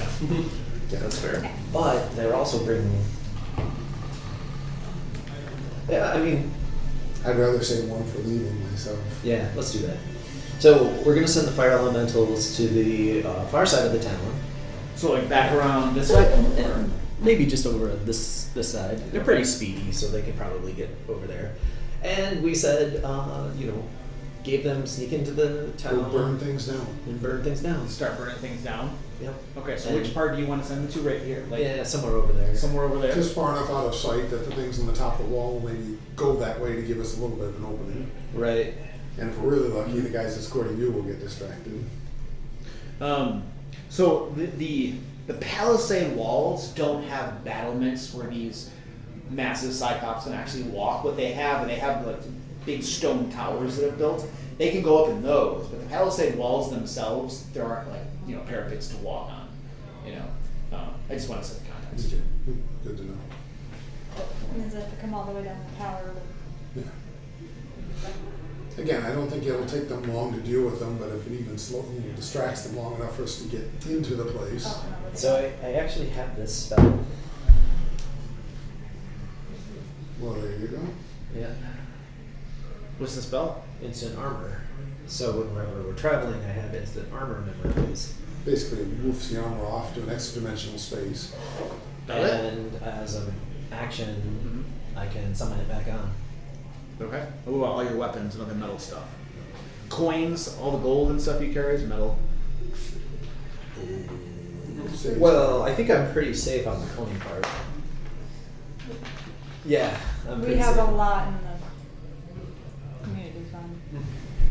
So you need to figure out a solution for that, whether that's stashing that stuff somewhere else to come retrieve it later, or whatever it is. But if you're looking to get rid of sources of metal that would attract rust monsters, then you need to be thorough about it. Yeah, this is only armor. So So you're the one who has probably the biggest issue with that. Pretty sure the only shit metal on you is your shackles and any coins you're holding, and Which is 10 gold coins. probably it's the dagger and whatever coins you would be holding. yeah. Yes, And a Uh, skeleton key. I really don't use the axe, and I can always summon my fire axe. So if I ever felt the need for combat, I'm mostly a cleric I nowadays. know. I'm aware. You mostly don't even use your attack I much. never use it. So yeah, let's just stow the metal. And the instant armor literally says that it vanishes away your armor. Yeah. Upon casting the spell, the armor you're wearing is whisked into an extra dimensional space that is linked by you. And you gain the armor up action, in which you snap your fingers and the armor returns to your body. Okay. That's a very useful spell in certain situations, just like this one. I have had it on my spell list this entire time because I'm wearing heavy armor and I have to go to sleep sometimes, right? And it's Right. Right. And good for- so almost instant armor. I use it as a bedtime snack. Okay. Um, So if you have a slot left, you're just like, I cast that type of thing. Kind of like Crombie's cozy cabin. If I've got a third level left, hey look, we have a cabin to sleep in. If not, sleep in a tent. yeah. Oh, that's cool. All right. Yeah. So cast that. Find a spot to stash. How long does that last? 24 hours. Okay. And one other thing I do plan, when we do get to the top, the only metal I'm going to have brought with me is a bag of caltrips. Once we get to the top and we can see there are indeed rust monsters, there's mage hand them near but behind, away from us, and the rust monsters open, that metal landing and will draw the rust monsters the other way. Okay. So you have the fire elementals are over here, ish you said, Yeah. right? Okay. Where are you guys planning on making your entrance? You're good. Yes, depends on if we can see where there aren't, if there's an edge of the wall where we're less further from Cyclops is nearby, that'd be my choice, but. These stone towers are mostly equidistant around the exterior here. And you can also see there are stone watchtowers inside the camp as well at certain places. So there's not really a place that is particularly vulnerable just from a cursory. I figured just where so somewhere kind of halfway between two stone towers, but Okay, got most distance we can somewhere get. around here. Yeah, just kind of a little on the other side of the gate. All right. That's the game. Hey, Luke, check this out. We've put together an assault plan. You have an assault plan. in almost record time. Now we get to find out if. This just sounds like decision lock. Just like Well, you have fewer players. Decisions are always made faster with fewer players. I would get to find out if hellhounds work like they do in D&D. Hellhounds? How do they work? What do you mean? In D&D, they can see invisible. Oh. But probably doesn't know they're there, and I don't know if they can in Pathfinder. If they could, you wouldn't know they're there yet. But Oh, that's a great say question. in D&D, they one of their powers, at least in old D&D, I don't know if they're 5th edition they can, but in old D&D they can see invisible. That's why they were used as guards, because you couldn't sneak past them invisibly. But again, we don't even know they exist yet, so there's no reason Crappie wouldn't try this. I'm leaning on my invisible version too if things So- go south. So. And once we see them, I'll probably try and recall knowledge to see if I know, because that'll change our whole plan. But The I orc- mean, I'd still take the. I'm the going footage to- as well. Assume with the way that we're going in that I would also leave my shackles behind. Yes. Like there's no any- point to them. Yeah. I mean, if we're seen, that's the least of our thoughts is why isn't he shackled? Exactly. And I guess the only metal I'll have on me are my 40 darts, just in case I need them. Oh, that's cool. I'm assuming you stuck all your stuff up, like found a rocky crevice somewhere. Yeah, somewhere Yeah. fairly nearby, we can grab them if we come out and just don't have a moment. So Grimshaw has these beautiful tan lines where the metal was convection cooking him, and where it got to his actual skin, like crispy section. So Okay. you're still crispy, but just that one's just a little more It's gray. smooth. All right, you guys have your fire elementals over here go to cause a distraction, and you guys are geared up over here. You guys do a little bit of timing or whatever to make sure it's timed properly as you guys are ready. So you cast your invisibility sphere. You get your armor thing going on. What about all the coins and stuff that you guys are Bury carrying? him in the sand. What's that? Bury him in the sand. Okay, you bury them somewhere where you can retrieve them later. Okay, or not necessarily, maybe not bury, but very well hidden. Hide them. Okay. Yeah. Rock They did say outcroppings something. with like places where it's like really hard for someone to find it if they're not there. Or frankly, we could just have one fire elemental carry them around. So. You really want to put our coins in a fire element and watch you become a molten pile of metal? Still gold. I mean, this is Grimshaw's thinking, you know. I'm not saying Grimchar would, but no. All I gotta say is, you put a plop of metal gold in front of somebody, they're still gonna let you buy something. Yes, but it's a lot harder to buy it accurately. It's Yeah. by weight, right? We can always make more money. Okay, so gold and other metal stuff buried. What about you? You left your weapon behind, and then you get your caltrops with your dagger you left behind, Yeah, basically, dagger with the and you stuff just on. your shackles left behind. So you're Yeah, good the to go. only metal I have on me are some darts, just in case. Okay, so you do have some metal on you. Yeah, Okay. but something I'm not afraid to drop if I need. Okay. Does shield count as armor? Does shield? What do you mean? Does shield? Does a shield count as armor For his spell. for my spell? It doesn't say one way or the other. I mean, it is in on order the to be able to like zip it away? I mean, it is on the armor table. It seems like it. I'm okay with it being armor. Okay. So it's the That's, shield. yeah. Does it zip Yeah. the shield away? I think is the question. Yeah, I think that's fine. Sure. Okay. Yeah, the armor It you're would wearing make and your shield. sense for the feel Yeah. of it that, you know, otherwise it's definitely a weaker spell if you can't do your shield too. Right. Yeah, I'm okay with it. Okay. It's fine. It's not a big deal. I'm not that concerned about taking away 2 of your armor class. I'll still build it. Wipe the floor with you. Still be able to miss him a whole lot. Yeah. Realize he's not worth hitting, attack everybody Yes. else, then he Yeah. heals him Absolutely, off, pisses him off. absolutely. Then you Yeah. hit him again because he pissed you off by healing you. Yes. Oh, yes. It's yeah. the cycle we've all been in for Uh-huh. many Why am I sessions. putting my armor back on? That's a good point. So you don't get critted quite so often. Oh yeah, Yourself the is crits. awesome. Those would be nasty, dude. Yeah. Okay, so distraction. These guys go over the wall, and the distraction's obvious. There's definitely an uproar going on over there, you know, and you can see that the Cyclops that are manning the towers nearby you, they're not like leaving the towers to go reinforce or anything like that, you know. But you can definitely see that they're a little bit distracted, you know, as they're like, what's going on over there, Yeah, you know. typical. And then there's some communications going on, people bellowing back and forth. You know that the western wall is under assault. You know, and there's some mention of the beast pens and stuff like that. And there's a little bit of commotion going on back there, but it provides you guys with the perfect opportunity to slip over this wall. So you guys, so the invisibility is on, and you guys begin to climb over this wall. See, right? wasn't it worth sacrificing the entire nation of Dromar, potentially the entire continent, so that we could get this one distraction? Yes. Why wouldn't it be? Totally worth it. Quiet. Okay, Well, and as you guys slip over this wall right here and you get to the other side of it, there is, imagine like a war camp laid out before you. There's some lodges and stuff like that. There are tents set up. Occasionally you'll see like forges and things like that. But it's like a war camp. It looks like it's half war camp, half like village. You can tell this is like a permanent war camp, you know. So there's living quarters and things like that. You can definitely see that there's like little market stalls and stuff set up. Stalls selling like food and all that kind of stuff. All kind of spread out in there. You can see that as you're getting the lay of things here, you can see that there is an area, so you guys are like right in here. You can see that there's an area roughly like this right here that definitely looks to be a heavy concentration of like market stalls, places, vendors where they're selling things.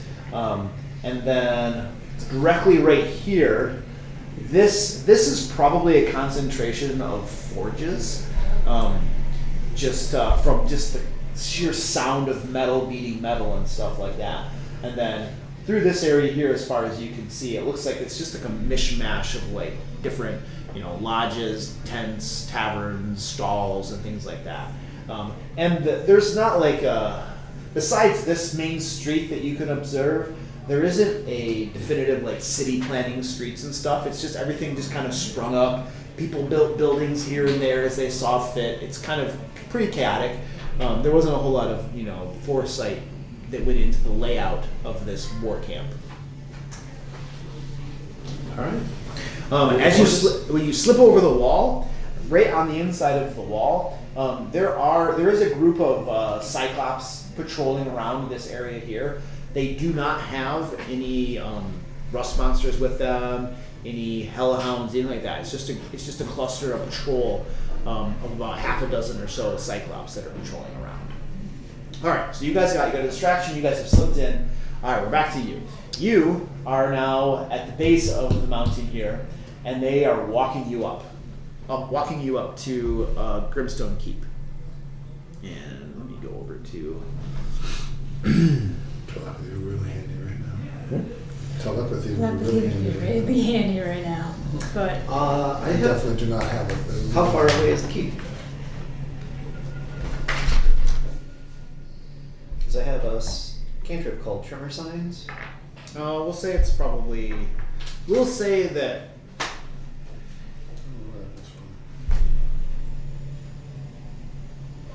We'll say that it's like a half a mile from the outside of the gates into the keep itself.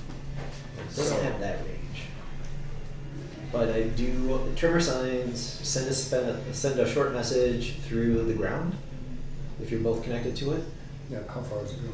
I think it's like 120 feet. At some point it might work. Like I have message, which is great, but only if I can see. Yeah. And I can actually, message. Okay. and at this level, I can target. I can send a message to everybody.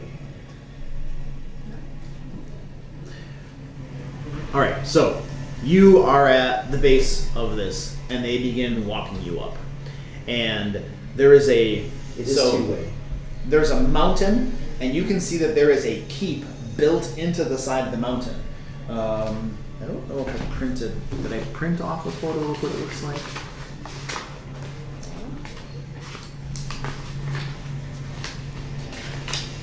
Yes, I did. All right. So this is roughly what it looks like. So there's a mountain, and then a keep has been built into the side of the mountain, like literally into the side of the mountain. There's like a road that leads up to it. This is like a little closer up of it, but it looks like probably this keep extends into the mountain to some extent, you know, but it's perched on the side of it like this. There are sheer cliffs that go up to it, sheer cliffs all over the place, and then there's a road that like approaches up to it like that. And then, you know, there's like gatehouses and overlooks and stuff like that. So as you're this main road that goes up the side of the mountain, you can see as you're going up that there are gargoyles perched all over the place, up on the cliff sides, above the keep itself, keeping an eye on everything. you know, and you have an escort of these 4 elite cyclops that are taking you up. So the gargoyles pay no attention. You're fine walking up with your escort, you know, and then you get up to the main gate, and a voice calls out, just, you know, questioning what's going on, and then one of these elite cyclops responds that, you know, you have a private message for what the heck is this guy's name again? Graphic one eye. Graphic One Eye? Yes. Grathok One Eye. And there is a drawbridge, and there's a massive gap, and then a drawbridge that leads up to that keep. And then moments later, the drawbridge comes down. Yeah, there's like a winch or something inside, and chains that are lowering the drawbridge down. And by the way, when you were going through here and stuff, you saw more of these patrols of Cyclops. Many of them had the rust monsters. There were other hellhounds and stuff like that. You saw goblins, ogres, just a wide variety of, like, you know, monsters like that as you were coming through here. Drawbridge comes down, and you guys go into this gatehouse, and there's more Cyclops inside. And you can also see that, like, the approach that came up to here, there's like 3 levels here, and you could see Cyclops looking out of the top levels like this as you approached and everything. So you're getting the impression that there's tons of eyes on anybody that's approaching this road, right? And you get inside, and then they start to lead you through. Before we head in, Yes. Can I clock, now that I'm closer to the keep, any other potential entrances Any other potential entrances? or exits into entrances? Well, if this is the house in the Romania, then it goes out to the backside, through the hill. 2. What I was saying is the colder mechanics is creating elemental instability, and thus the presence of a fire gate nearby might have damage to your by the Okay. presence of the cauldron. You can see Verifiable. up over here. I mean, there are windows and stuff, right? Yeah. But up over here on the far side here, there's a terrace on, like, maybe the 3rd level or something like that. Balcony terrace, right? And there's cliffs below it and stuff, so you'd have to climb these cliffs. But it's possible that, I mean, it's a terrace, a balcony. There's probably got to be an entrance. Somehow people get out to that, you know. Yeah. So there's a potential for that to, you know, lead inside the castle. But other than that, from what you can see, there's one main heavily guarded entrance. Sounds like a fire hazard. Does sound like a fire hazard, but I don't seem to care. It's also a fortification. It's made out of stone. Seriously, we're gonna call OSHA. They're putting this place down.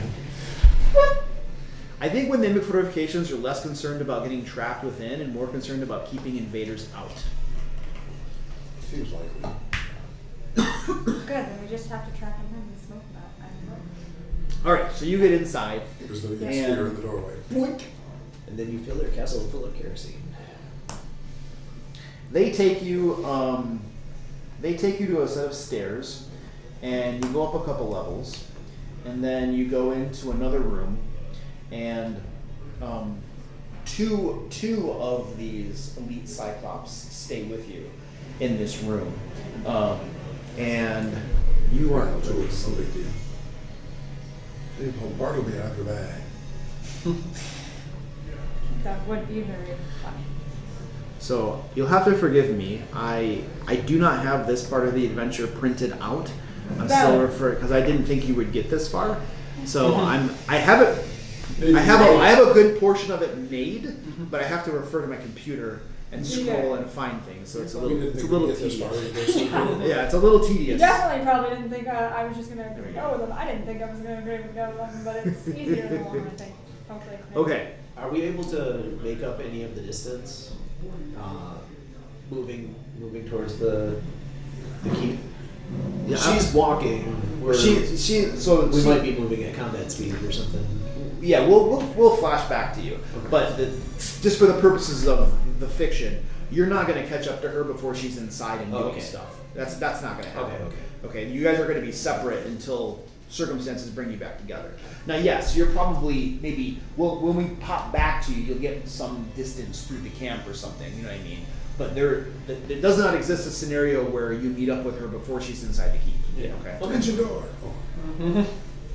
All right. So you are Maybe that. you are in an anteroom of sort. The stone here is blackened as if scorched with fire, and a lingering warmth radiates from the walls. A single obsidian column stands in the center, etched with faint runes. And you guys are standing off to the side, and you can see that the Cyclops that are accompanying you, the two that have remained, are giving that column a little bit of a wide berth, it seems like. They're not going too near that column. And the other two Cyclops have left, right? And they mentioned, it was a really brief, just wait here, we're going to go tell the boss, you know. And you're just waiting there now. It looks like they're probably going to inform him that you have arrived, and then it could be who knows how long, you know, there's going to be a wait before you're actually going to be escorted in to see him, Yep. right? So standard protocol for unannounced visitors. Yep. I'm happy to wait.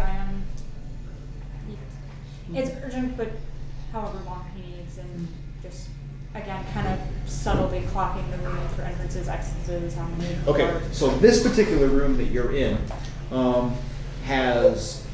there was a door you came in, Yep. and then there's a door across the way that the two Cyclops that left went through, and then there's another door in this room too. You don't know what lies through that door because the door is closed.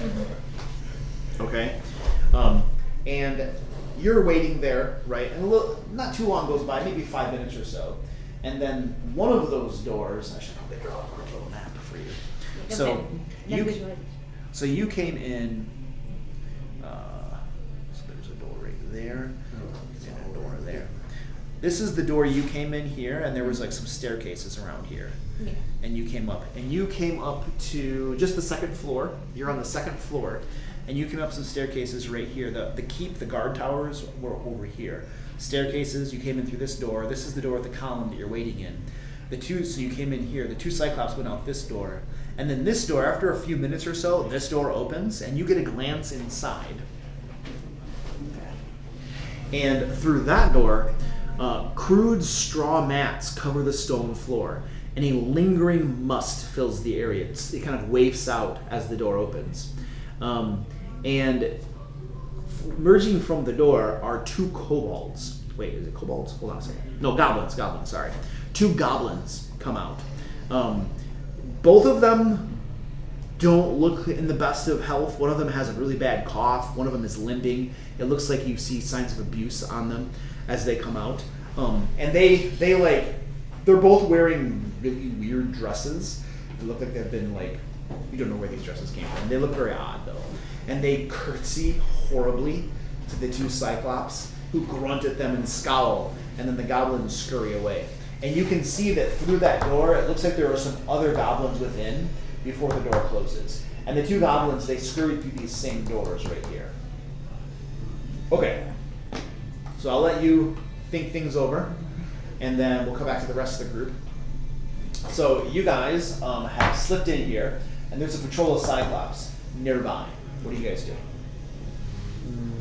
Give him a radial berth and go into the forge zone where it's loud. Okay. Trying to head to that central keep and staying away from anybody that can. Yep. Keeping an eye out for those rust monsters. Rust monsters. Hopefully they don't keep rust monsters in the forge area. It just seems antithetical. I don't know, if someone told them not to eat certain metal, which is pretty impressive. Though we're not equipped with any metal, so we're pretty good there. Okay, so you guys begin making your way toward the forge area, and you're skirting around, keeping a distance from any creatures that are within there. You don't spot any rust monsters or these hellhounds. I don't know if you know their existence, but you don't spot any of these things at this time as you get into the forge area. And you hear it super loud. It's very hot as smiths are working away and stuff. And we'll say that it took you 15 minutes to progress that far. So I think your spell lasts the 1 hour. 1 hour. Okay, so we'll keep track of that. You're 15 minutes into that.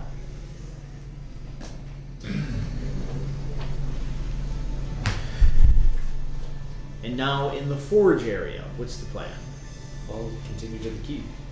Navigate through the forges. We could probably double time it with the noise that they're making. Yeah, if we could move at combat speeds, we could probably. Okay. If there's a clear path, if it's too crowded, then obviously we'll have to pick our way through, so that we're not knocking things over. But, Okay. I mean, is it too crowded or is it pretty spaced out? It's very busy. There's a lot of people moving back and forth and stuff. So I would say it's more crowded than not crowded, for sure. So if you're going to go extremely fast through here, that will come at risk. Okay. The forge area is way more crowded than the area around here. There were alleys and unpatrolled or unoccupied spaces through this area, but once you get into here, it's a very, very busy area. I don't have anything. Any ideas for making a distraction?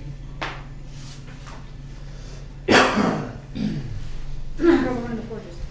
There's always mage hand. Still the forge. Now we look for the rust monsters. We let the rust monsters out in the forge area. We'll have a straight shot. Well, you talk about there's tents around. Are there tents in the forge area? Not tents in the forge area. No.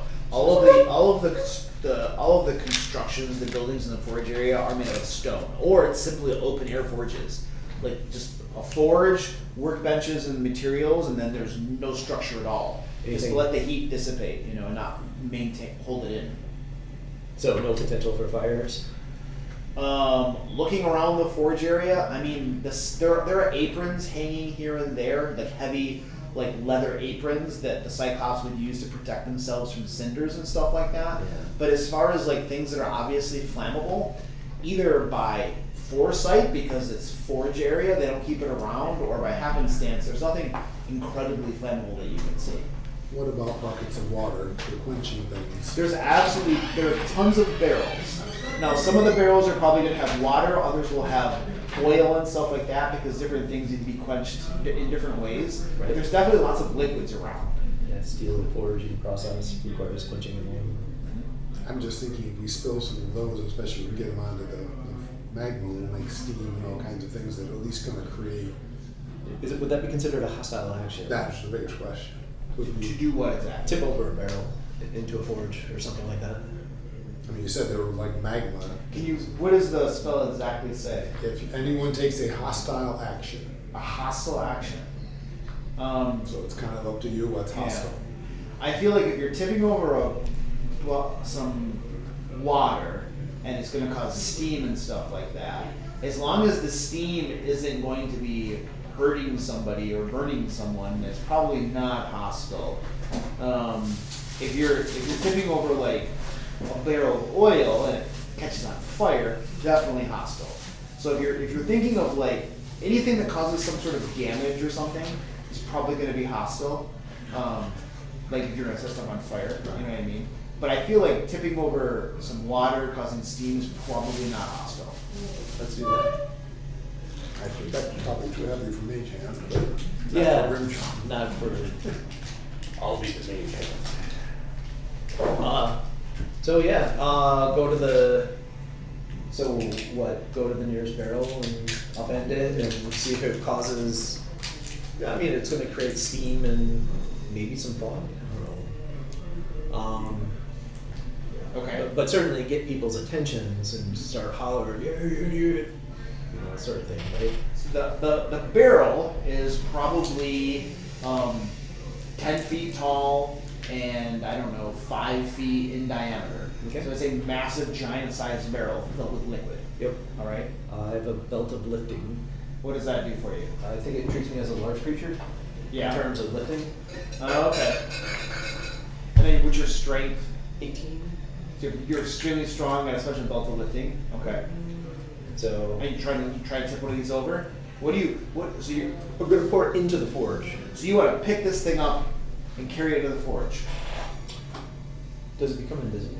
No, absolutely not. How is there happen to be So typically, large water barrels would be near forges for the quenching process. They're near the anvils, which would be near the forge too. Yeah, they're all kind of gathered around. Yeah. So what I'm looking for is the ability just to heave it into the forge or just topple it into the forge, or something like that, into the holes. Yeah, you'd have to like pick this thing up and give it a good throw to get it in there. Just tipping it over from where it is isn't going to get the water in the forge. Okay, so that's what I'll do. I'll wait for a moment. Can somebody help me here? Or probably can. With timing? Tell me when. The other thing I can do is use a message, just to have confusion. Yeah. Send a message to somebody over there, someone else over there yelling at me. Oh yeah, like a ventriloquism sort of thing. Kind of, but I mean, it's just, Ghost sound? since he can't see me, he can't send it back to me, so he wouldn't necessarily know where it came from. Right. And I don't think that would be hostile, I'm just talking to them. I can either assist with timing or I can assist with throwing. I'm fairly strong. Okay. Timing. Time. So you watch for the perfect time to distract, and or when they don't seem to be looking my way, and then I will heap it. By the way, I forgot to do pizza or anything like that. So if you guys want something, then we'd have to order or whatever. So Yeah, if anybody gets too, you have candy. There's chips over here too. Chips over here. oh, okay, cool. So thank you. Call I picture. forgot I had that memorized. All right, so that's What what you have? Ghost sound. Ghost sound. Okay, cool. So, and I can do it up to 120 feet because I have 5th level. So I'll create a wonderful ghost sound distraction 100 some feet that way. Okay. Oh, do that horn we heard on the way in. And then when he does that, That seems I'll heap the important. barrel. Yeah. Okay, I so forget how you do a little ghost sound. Horns and arguing and something's arguing or yelling somewhere. Okay, around that and way. the smithy who's working there gets Levy distracted a little bit, grumbles to himself, and that's your opportunity to heave the barrel. Heave the barrel in. Give me an athletics check. Oh, technically you. 27. You make the skill 27. check that you're going All right. to do, and if you make it, You get this barrel up and you give it a chuck, and it slams against the side of the forge. Water swashes out, gets into the coals. Immediately, there's this hissing sound. Steam is coming up, and then the smith looks back over, and the barrel, obviously, big barrels full of water don't just move like that, right? Yeah. And so he looks over, confusion. His eye squints down. He steps back as this steam is dripping off. And then, a bunch of slur of like cusses and foul language coming out of his mouth, and then he's like, what's going on around here? If I can hit ghost sound again at that moment, the sound of like goblins giggling and cackling away, like from around the side of this forge, and like there's a group of goblins running away, giggling and laughing. Okay, give me this would be a deception check. Oh yeah, 31. 31. Okay. I know a goblin. He turns at the sound, and then more cursing comes out of his mouth, and he says, Hilda, get the hounds! We're headed away, I'm assuming by this point. All right, and then you guys are heading away. Yeah. With that, I imagine a little bit of space now. I'm hoping that just got some confusion over there. Yeah, people stop moving, people are watching. Okay. And it gives us plenty of thing to beeline it. Okay, you guys begin going off, and then as you're moving, you definitely hear some conversations of Cyclops and ogres about how that barrel just jumped out of nowhere into the forge, and that's very odd, as you're moving off. So there's some confusion, but also some skeptical nature of like, what's going on here? This isn't something that happens every day, And then the one Cyclops as you're moving away, you can hear him roaring about how goblins did it. The goblin wizards, or goblin tricksters or stuff. And then there's some. This is getting very difficult to hear at this point as you guys are moving away. But then there's like the questioning of like, how are goblins going to do that? This thing weighs like thousands of pounds or whatever. How are goblins possibly going to do that? You know what I mean? So this is the conversation is generally going in this direction as you guys are moving away. All right. So you're beyond the forge area, right? And you're very close to the bottom of the ramp that leads up to the keep at this point. Okay, and you guys can see, same as I described to her, mostly just cliffs and stuff on this mountain. And there's this one solitary path that goes up, gargoyles all over the place, overlooking the area. And then clearly there are tons of windows and stuff, all facing that one solitary ramp. That goes up to it. I wish you were invisible at this time. So, and then you're hauling it. So we're gonna put that. You're at a half an hour left on the invisibility as you're at the base, roughly ready to head up down there, and then cutting back to you. Real quick, are we within 120 feet of where she might be, or You don't know where she might be. are we within 60 feet of the building? It's not 60 feet, no. Okay. Not at all. Then that's what answers my question. Okay. Is there anything? So we'll say about 15 minutes have gone by while you were in this waiting room. Is there anything you would have liked to have done while you were waiting? I'm trying to do the picture of like I'm waiting for the warlord. I'm expecting his time and energy. So my biggest thing is gonna continue to just kind of keep an eye on things. Okay. Seeing if I can get a feel. The goblins have me a little interested. Like seeing if I can maybe subtly get a read on them of like, and I'm sure they're not happy, but like if we were to maybe put some ideas in their head, would they maybe turn against him or something? Okay. So are you? So there are a couple more times where goblins either go back into the room or leave the room. Your two Cyclops elite guards are still there with you. Yeah. Are you trying to talk to these goblins during this time? Not talk to them, just kind of like watch them. Okay. Like I said, try to get a finger on the pulse, if you will, of like I'm gonna guess their slaves, but just kind of like confirm it and see if there's enough disgruntledness there that they might be able to turn. Obviously, not convince them, but maybe. Yeah, you can definitely tell that the way the goblins move around the Cyclops, they're absolutely terrified of them. The Cyclops appear to look at the goblins with disdain. And The goblins have clearly been abused. They're not in good health. not really fighters. And I guess if there's time to, I'll kind of do the same thing for Cyclops, not towards the goblins, but like, do they feel like they actually have loyalty to the warlord, or is it more of a they're hired mercenaries? If somebody paid them more, they turn on them. And them I might engage with, but again, I'm going to be very, very subtle. I'm not going to ever obviously ask them outright. So that trying to suss that out just by observation would be incredibly challenging. Yeah. Okay. Like this, like I might ask them questions like, how much are you guys getting paid here? And that kind of thing. Like kind of use that again, not deliberately, but just to try to maybe not necessarily get a bonus. But Okay, so help let's use it a let's just play out this conversation then. All right, so you ask them how much they get paid around here. Yeah, just kind of like, you guys enjoy it here? Do you get paid enough? Oh yeah, it's good stuff. We get paid in loot. War bands go out. We attack the enemies. We enforce the daughter's will. On the blistering hills, the region around. Every so often, there's a foray into surrounding the surrounding so-called nations near Droam, and lots of loot and bounty to be had. Yeah, it's beautiful. Pain and suffering to visit on others. It's pretty good. Yeah, life is good. Roof over your head, food in your bellies, good drink. Oh yeah, absolutely, absolutely. Yeah, what I see is that we take care of very well, and you can tell Choxa that. Everything is right in this ship. See lying. All right, give me a perception. A DC -10 perception check. Have we been engaged long enough for me to use lie to me on this one? Say it again. Have we been engaged in conversation long enough for me to use lie to me? I think you just started this conversation. That's fine. I'll do it. That's pretty good. I gotta map that. Hold on. Use of perception. That's a 34.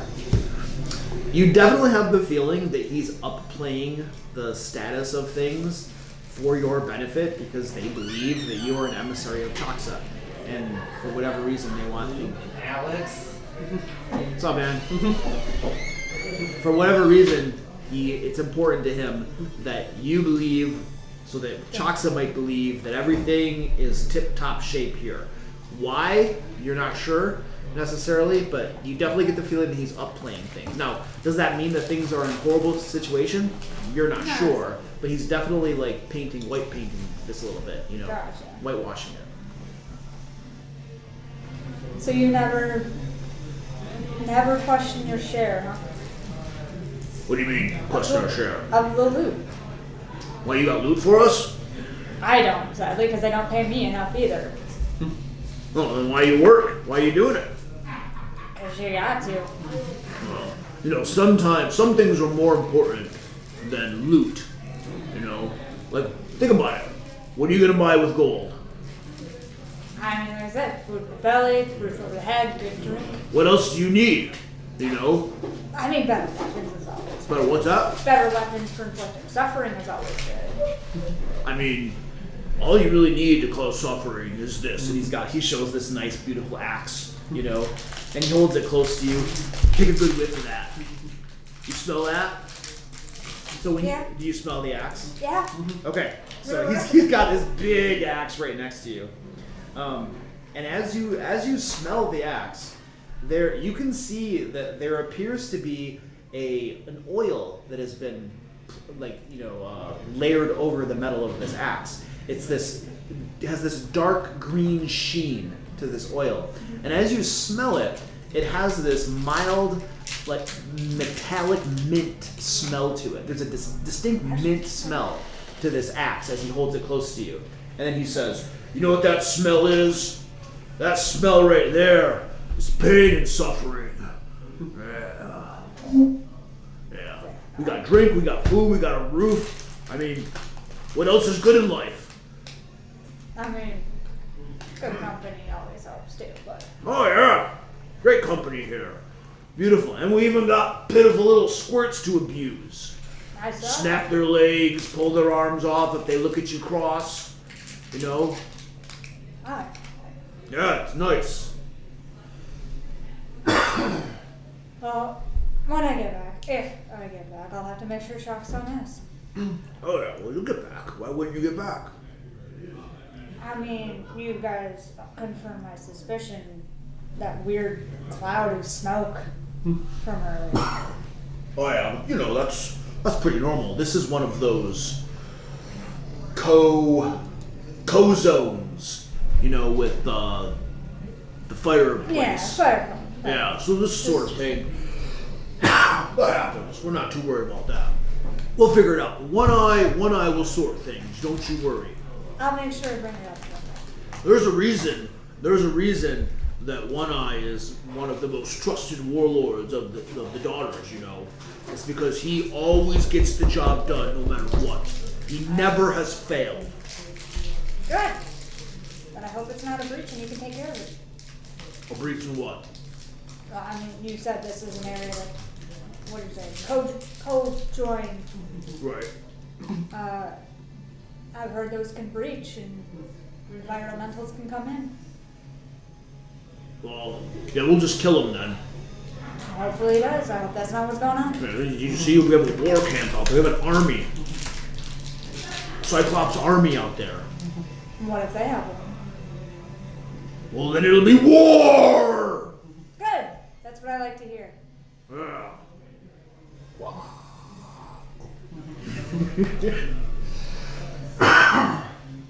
okay, so Literally just. I love it. back to you guys. All right, you're at the path that goes up, right? And at the base of the path that leads up, you guys see there is a patrol of Cyclops there, and they have. And you guys are probably, let's say you're 50 yards away as you're observing these. You see that there is a patrol of Cyclops there. There is a pack of rust monsters, and there's also a pack of black-skinned hounds as well. Smoke comes up from their nostrils. Every so often it's a little gout of fire. And this patrol and these passive beasts are at the base of this ramp that leads up to the keep.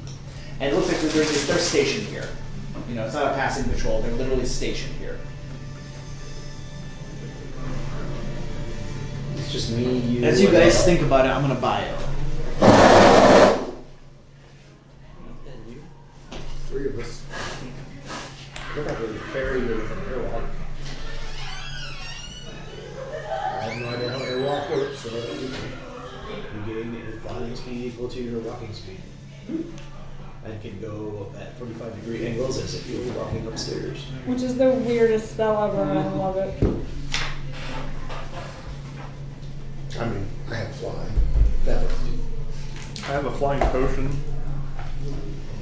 So that sounds like our best plan. Move away from this patrol and just flying motion. I have one somewhere too, but I'm not here, so. I'm pretty sure I can only fly me.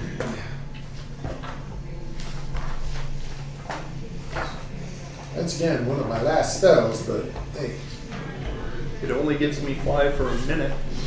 that should be enough to get up, you know. I don't know how much of normal fly speed is. Your normal speed or 20 feet, whatever's greater. I don't know if that's what the potion does too. I gain a fly speed of 40 feet per minute. Yeah, so mine's 5 minutes, but Sup only? Sup only? well, it's touch, but I can only throw it once, so Oh, okay.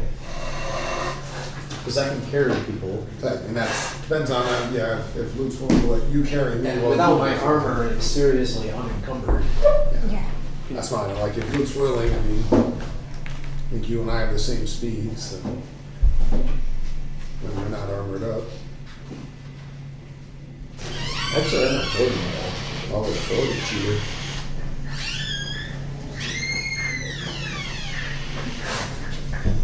I'm sorry, there's a 10. Sorry, but it's all 25.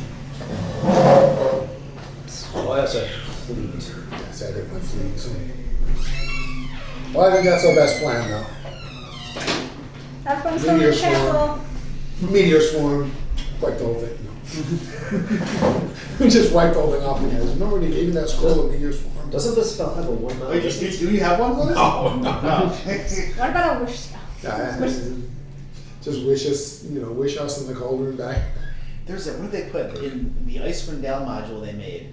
There is a scroll of summon Tarask or something crazy. Amazing. I can't remember exactly what it is offhand, but it's something crazy like that you can find in that module. You know. What would you do with that spell? In campaign, it's wholesale. And you gotta use it because Although like, if the Trask isn't that bad, but I mean it's still nasty, but it's not like it it's like Did you see that guy? He cut me off in traffic. it's like every time I've given a group the deck of many things. that's a campaign ender. Yes, but every group is like, you guys, we have to draw from it. Yeah, Because like we never nobody get resists, this. right. You have to draw from it and see what happens. I mean, I know it's a bad idea. I still don't resist trying. Yeah, you have to. I know it's a terrible idea. That's What if why- you get a castle? Yeah. You can get a castle. Or 4 wishes. What did we get? I thought it was. Oh, your soul sucked out. That's happened before. Oh, I think I got 2 levels once. Yeah, I know. From Yeah. Deck I of mean, that's the thing. It's like, you know it's a bad idea because the reality is you're probably going to get wiped, but you can't resist it. One of my players, when they were drawing from it, she had like a bunch of the gems landed on her, all this kind of stuff, but her final card was her soul got sucked out. The and void or whatever. The void, and then it was like reclaimed. Eventually they figured out that it was her soul had been taken to what is the name of that 5-headed dragon that's Tiamat had been taken by Tiamat. They had to go to, I think Tiamat's on the first level of the Night Hells. They had to go to Tiamat's palace, fight their way into there, and finally fight Tiamat to get the soul back. And that was I think that was the last level 20 adventure we did in that campaign, and then we went to a different game. That was like the end of it. You know, they were like, the last thing we're gonna do is get her soul back. You know, so. Well, what our plan is to use my fly spell on Muscles here, and have him flyeth. I don't know if he can carry both of us or he has a fly potion as well. So the argument is I'm extremely unencumbered right now, being that I'm not wearing any armor. Okay. So I'm thinking I should be able to carry 2 people. Maybe at half fly And speed. he doesn't have anything on him. Yeah. Okay. Just a couple potions. Okay. I think, and he's a goblin. I think that's reasonable. Yeah, he's a Okay. human. He's a goblin. Sure. Okay. And I'll fly up to the second window. Yeah, I mean, one of the windows, if we can find an unoccupied window and So that balcony maybe. You guys noticed that terrace, that balcony for sure. Yeah. So we'll check it out. And Can your trauma sense work like when you're on a balcony or do you have to be on the ground around? it'd have to be on the same. So it does work between floors. Alright, so as long as it's a piece of the same surface. Yep, same surface. Because it might be worth trying it once we're up on the balcony, just seeing if she can answer.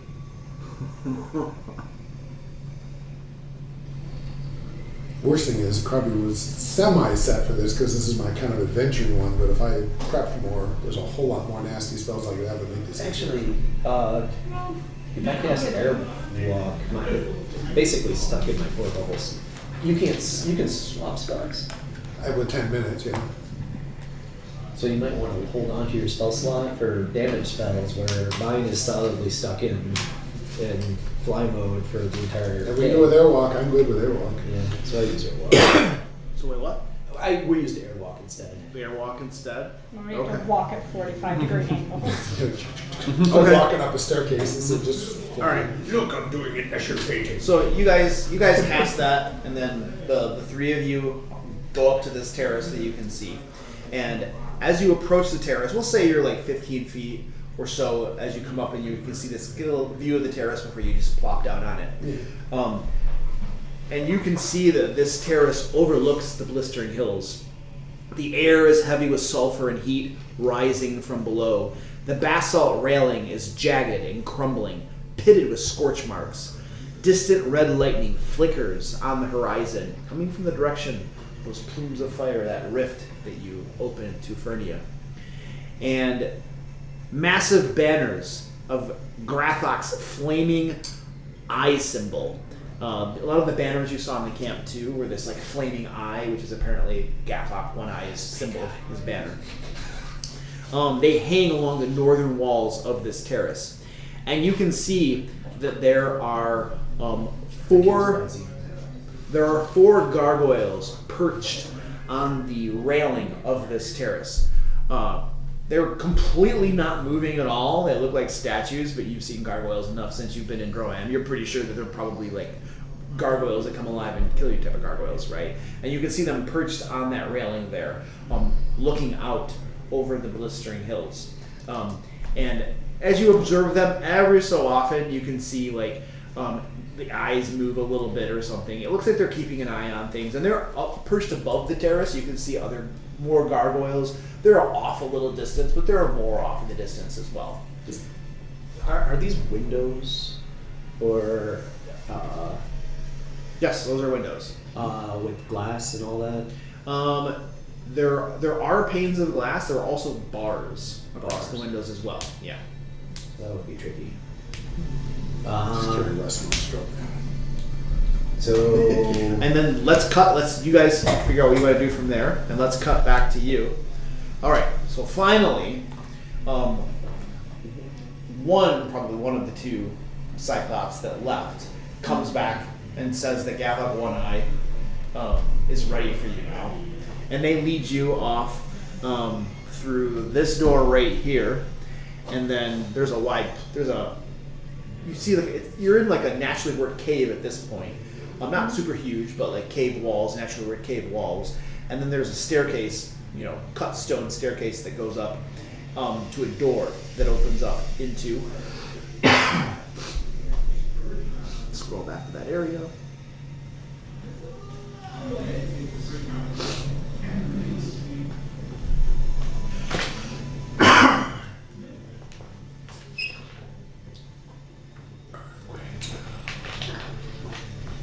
A vast chamber of black stone, lit by towering braziers that fill the air with heat. Massive banners of Grathok's flaming eye symbol hang along the walls. The ground trembles faintly with each footstep, as though the hall itself resents intrusion. A massive iron throne sits along the southern wall, and you can see a massive cyclops sitting on that throne. Decorations and feathers and other like symbols of war upon him. And to either side of him, you see two other cyclops standing, and they have their faces look crazed. Just you can see insanity echoing in their eyes as they stand there, giggling almost as like an echo of that insanity within. And you're let in to these three cyclops now that were originally there flanking you, and there's another cyclops, probably one of the original ones there. So you got four cyclops, these two crazed-eyed cyclops, and then Grathok. Grathok himself is sitting on the throne, and he bellows out across the hall, "Approach!" I will approach. I don't know if I'm going to full bow, but like at least, an acknowledgement, trying to show someone I respect. Warlord One Eye. And you are? I am Carlier of the Filthy Five. I come with a message from Choxa about your mining device. Yes. Speak. She's worried that something may have happened and its presence here might actually be causing the forces between you and the plane of fire, Fernia, to start to weaken. Well, since we're planning on doing some mining with it, mines might go down into Fernia. That would be good, but are you prepared to deal with what comes out of the mines? Well, we've been here for quite some time now. Decades, perhaps, ruling, squashing filthy fire creatures. We can squash a few more. Does she have any specific directions regarding this mining equipment? She says you can continue using it as usual, but there are seals around, are there not? Seals? Keeping certain things intact. Well, I don't know about any seals. What seals are you talking about? Baby. Ones that connect to Fernia. Rather keep Fernia out. I don't know anything about that. Well, perhaps we should teach you because we believe that one might have been broken not too far from here. Really? Huh, interesting. Well, we should probably check that out. Alright, where exactly is this perhaps broken seal? I'm gonna give him the directions to the seal be broken. Oh yeah, we're already checking that out. That's where all the plumes of black smoke that haven't stopped are coming from. I've dispatched some gargoyles out that way and a patrol of my trusted elite soldiers to see what's going on over there. Perhaps until they report back and you are able to establish whether the cauldron's presence caused this or not, maybe you should avoid using it. Right. Right. And he leans forward. No. And the smile creeps across his face. And he glances at the guards, and they seem to move in a little closer to you. We had explicit instructions from Choxa to guard it and not do anything with it. And here you're mentioning using it. She wants to make sure that's being kept up. Really? I see. Because something happened. Something broke a seal near here. Oh. Where is Choxa right now? She's back in drawn. Great Craig. Really? Her influence reaches far. Because this seal you mentioned, what was like an hour ago? We we noticed all the smoke and stuff, something like that. And Chaksa already knows about it and has already dispatched you, and you're already here telling us about it. She thought something might happen if it was being used. I'm here to investigate if it is or is not. And this is making me think it might have been. Can you prove to me that it wasn't? I mean, we're figuring out what's going on right now. You can see by the way he's looking at you that you think you've made a couple missteps in the conversation. Probably. And you get the feeling now that he's a little suspicious. Though Right. he would assume if Chaksa left an agent behind to watch him to make sure he didn't use the Cauldron of Chaos, this story makes total sense, I think. Thanks, Joe. You're welcome.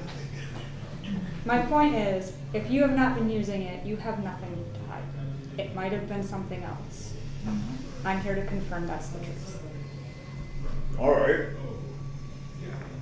Fair enough. I mean, we have it locked away securely on the first level, as agreed upon, in the storage vault. So I don't think that there should be any concerns about its safety and the fact that we're not doing anything with the mining device at all. So you can relay that back to her. But you know, it's getting on in the evening. It's going to be dark out soon. And we don't know what's coming out of this seal. So you're going to stay the night. I'm going to give you accommodations befitting your station. And on the morrow, we'll see what sorts out. And I was told that you had companions that accompanied you. Yes. And we'll just see how things go. There might need to be a little relaying of message back and forth to Chaksa, which I'm sure your companions can handle while you are our esteemed guest here at Grimstone Keep. That works. You can see this slight sneer on his face, and there's a couple stifled chuckles from the Cyclops near you that are, have kind of crowded it a little bit over you. And then Grathok One Eye says, "Fellows, take our guest." What was your name again? Carlier. Carlier. Take Carlier to the guest rooms. And they chuckle again. And one of them says, "This way." And then they lead you off from that chamber. And let me find my rooms here. Oh, yes. Very nice. So they take you down.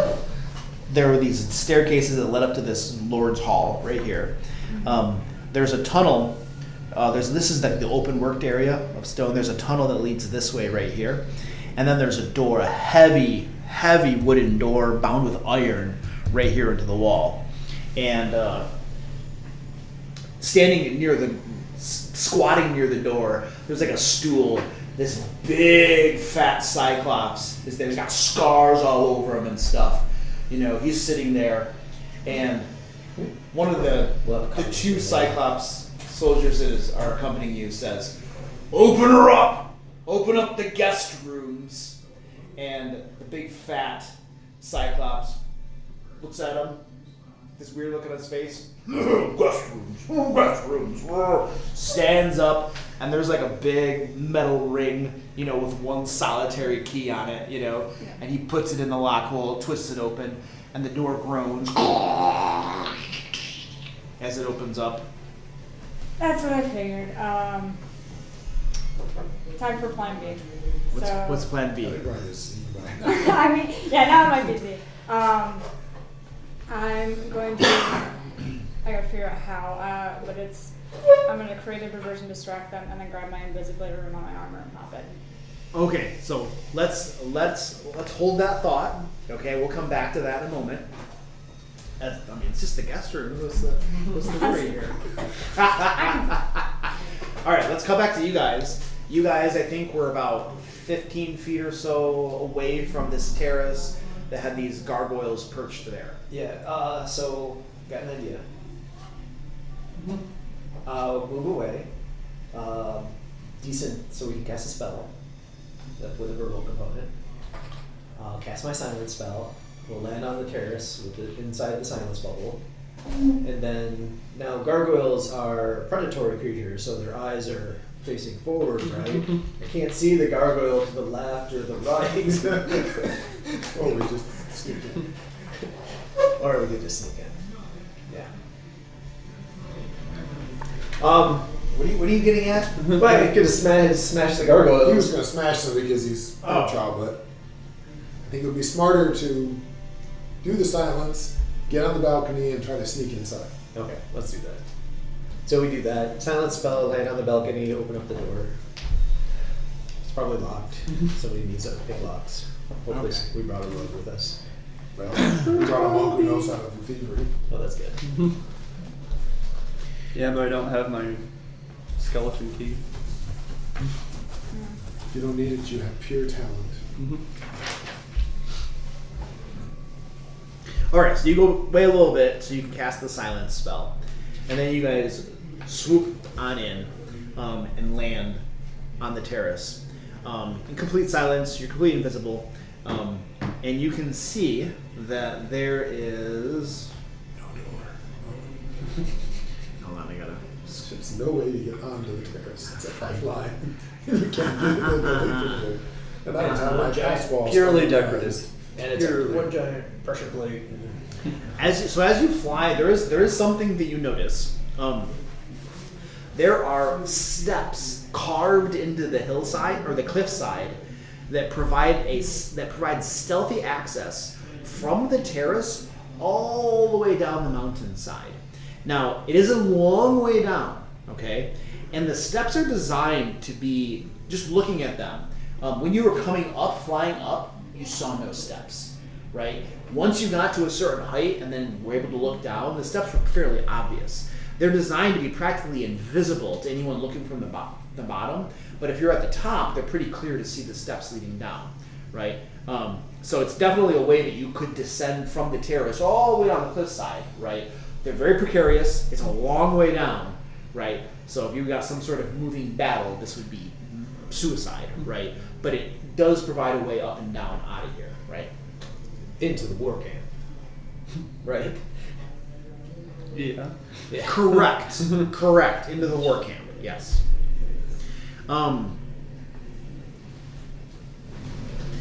Let's see.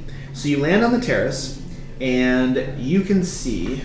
Try to give you a little idea of what the terrace looks like. So, the terrace overlooks like that, and then there's a door here. It stretches this way, and then.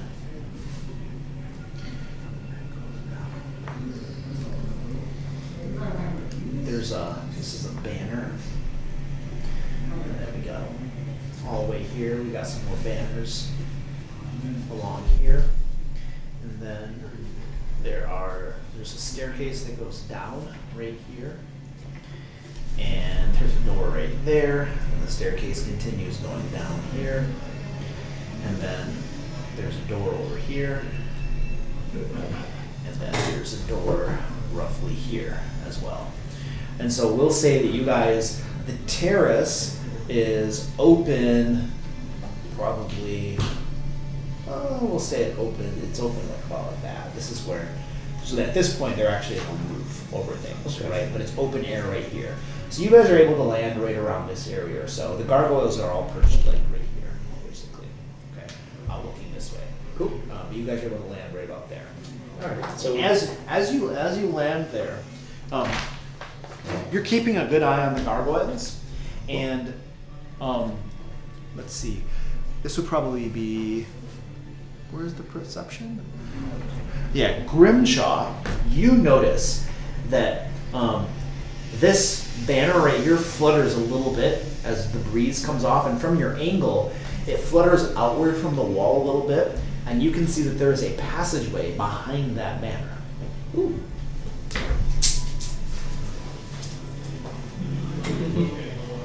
I wouldn't go that way. That way would let you straight to the castle. Do we want to do that? We're silent right now. You're in charge. Pick the path. Yeah. Oh yeah. So we'll go slip behind the curtain. The gargoyles are facing out, I assume. They are, but you come behind the curtain here. I'm not the most stealthy person. You're silenced. You're silenced. Right Yeah, now. I'm silenced. Don't The, get much stuff. the invisibility is about to run out as you're getting very close to it. And my silent sphere would definitely, they'd be consumed in the silent sphere, and they might realize that they're in a silent sphere. So Yes, let's just use this door. Okay, so you guys go to that door right there. Yeah. Okay, so there's a flight of stairs that leads down to a landing, and then there's another flight of stairs. So you go down one flight of stairs to this door. Is that correct? Yeah. But first I want to cast my Tremor Sign spell. So you don't need line of sight. You don't need line of effect.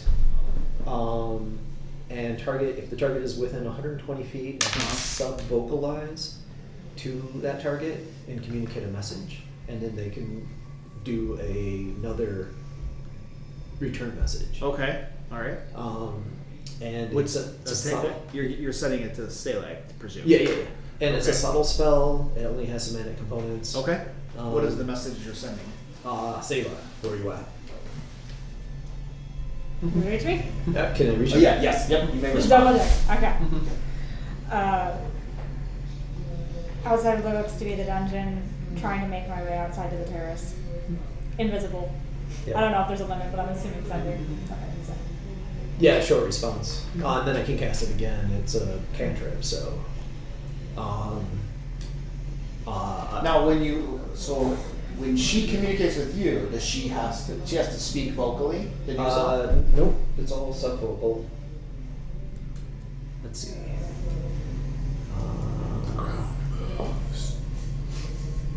Maybe earthquake. Can give a brief vibrational response as a reaction. So it's the same thing. It's just it's all for their feet. Yep. But it definitely is clear that you can communicate with words and stuff like that, right? Yeah. You send a series of tremor no longer than a short sentence of speech towards your target. Okay. The target is within range and connected to the same body of Earth as you. Yeah. The vibrations reach the target on the ground. You Okay. need either line of effect, so the target can be on another floor of a building, is a valid target. Okay. Alright, sounds good. Yep. Yeah. So we are on the terrace. And we come to us. That's what I say.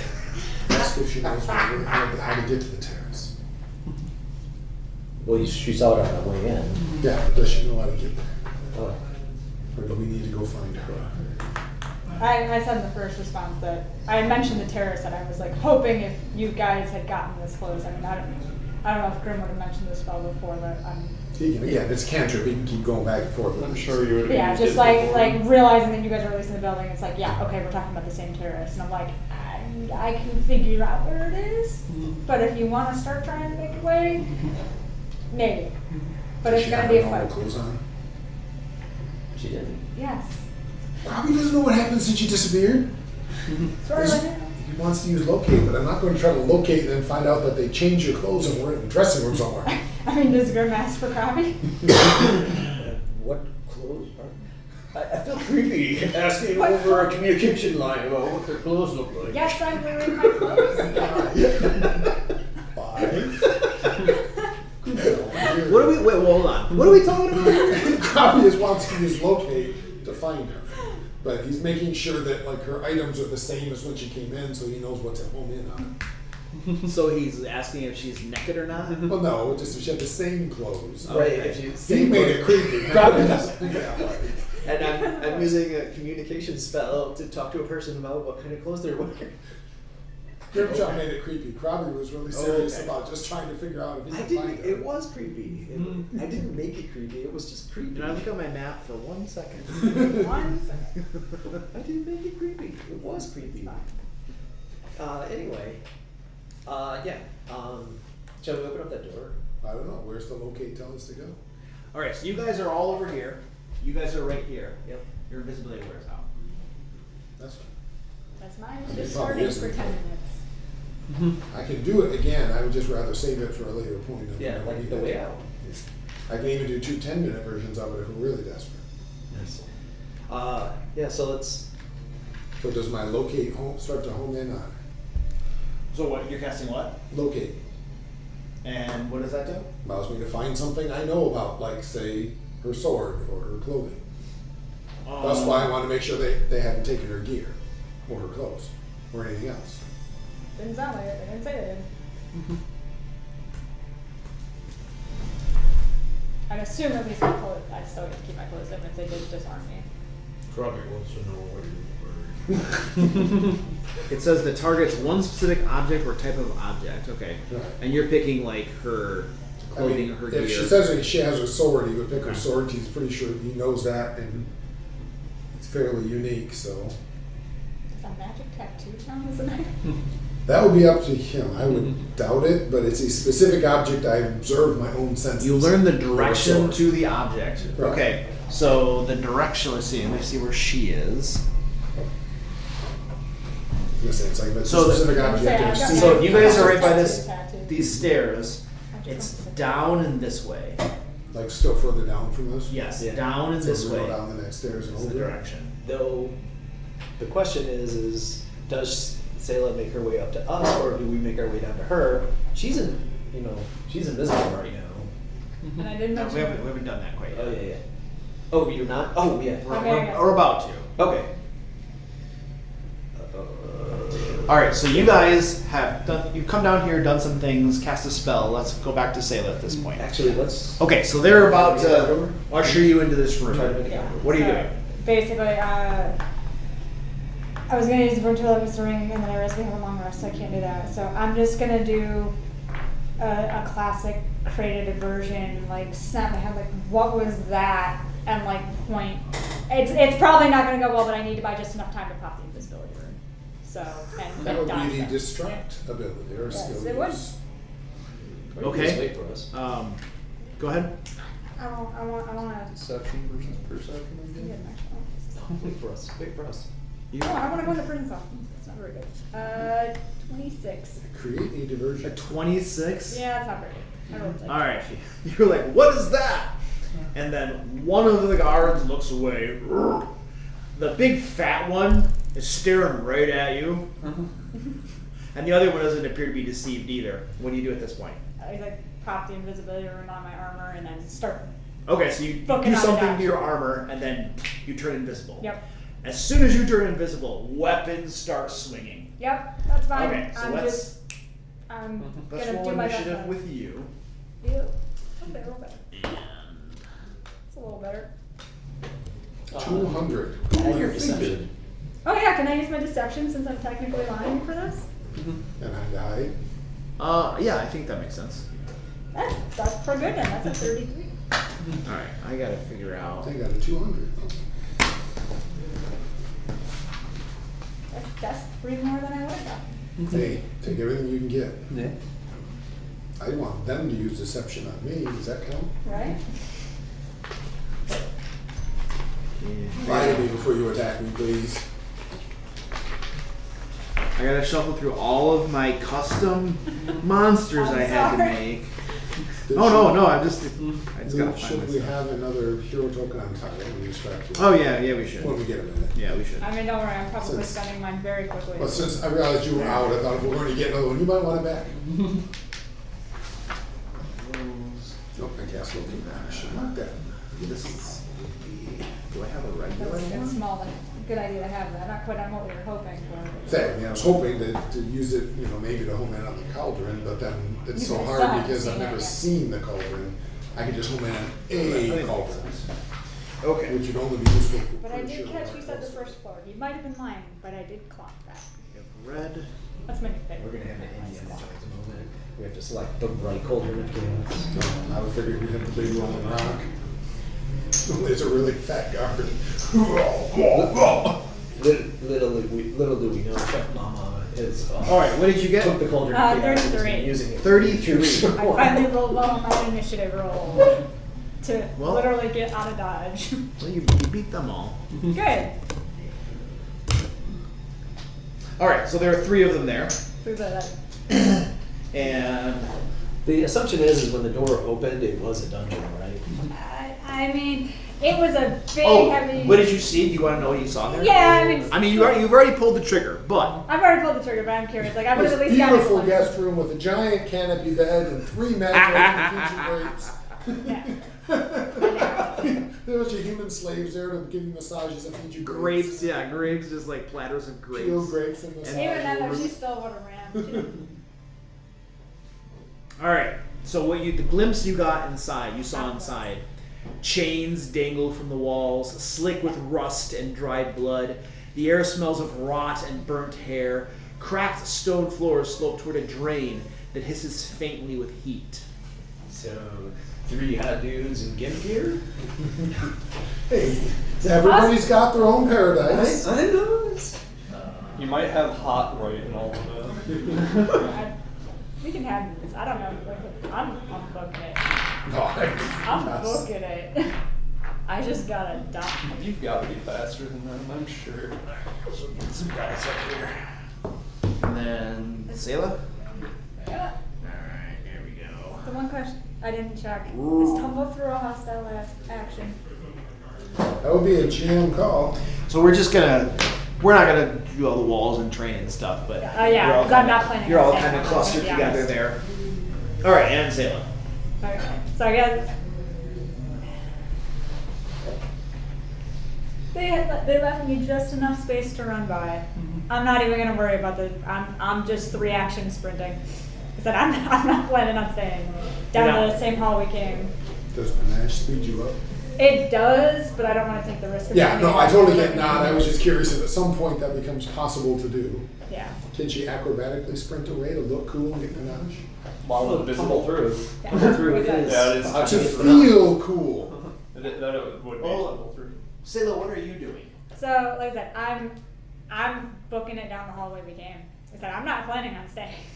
So you're planning to go retrace the steps of the way you came? Yep. Okay. All right.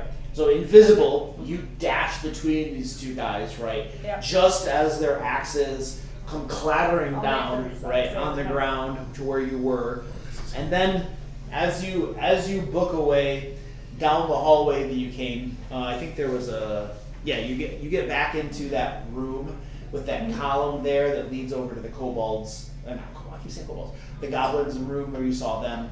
So you get to about right there, okay, as with your first actions or whatever, dashings. So I got 35 feet of movement on 3 actions. So. Okay. Yeah, so you definitely are able to get there, and then you can hear the Cyclops just yellowing, bellowing through the halls. Treachery, she's escaping, she's invisible, just an absolute clamor and uproar, And then as you're running away, and you're planning on just continuing to run down to the stairs that go down, back to the front door and all that kind of stuff? 'Cause you Maybe got- not the front. The front door there was like the heavy wooden fortified front Yeah. door with on the inside there was a bar that goes across it. In that chamber there were several Cyclops. Yeah. And then right outside that there was a drawbridge as well. You know what I mean? That goes up and down. And Yeah. that they had lowered it and you could hear it being raised again after you went in. Mhm. So Like getting I'm- back out that way. I'm trying to get to the terrace. So I will say Okay. it's So- not something I use very often. I would have made the clock when I noticed where it was. I've had it literally since the start of the game. It's called the Navigator's I'm blanking, I haven't used it.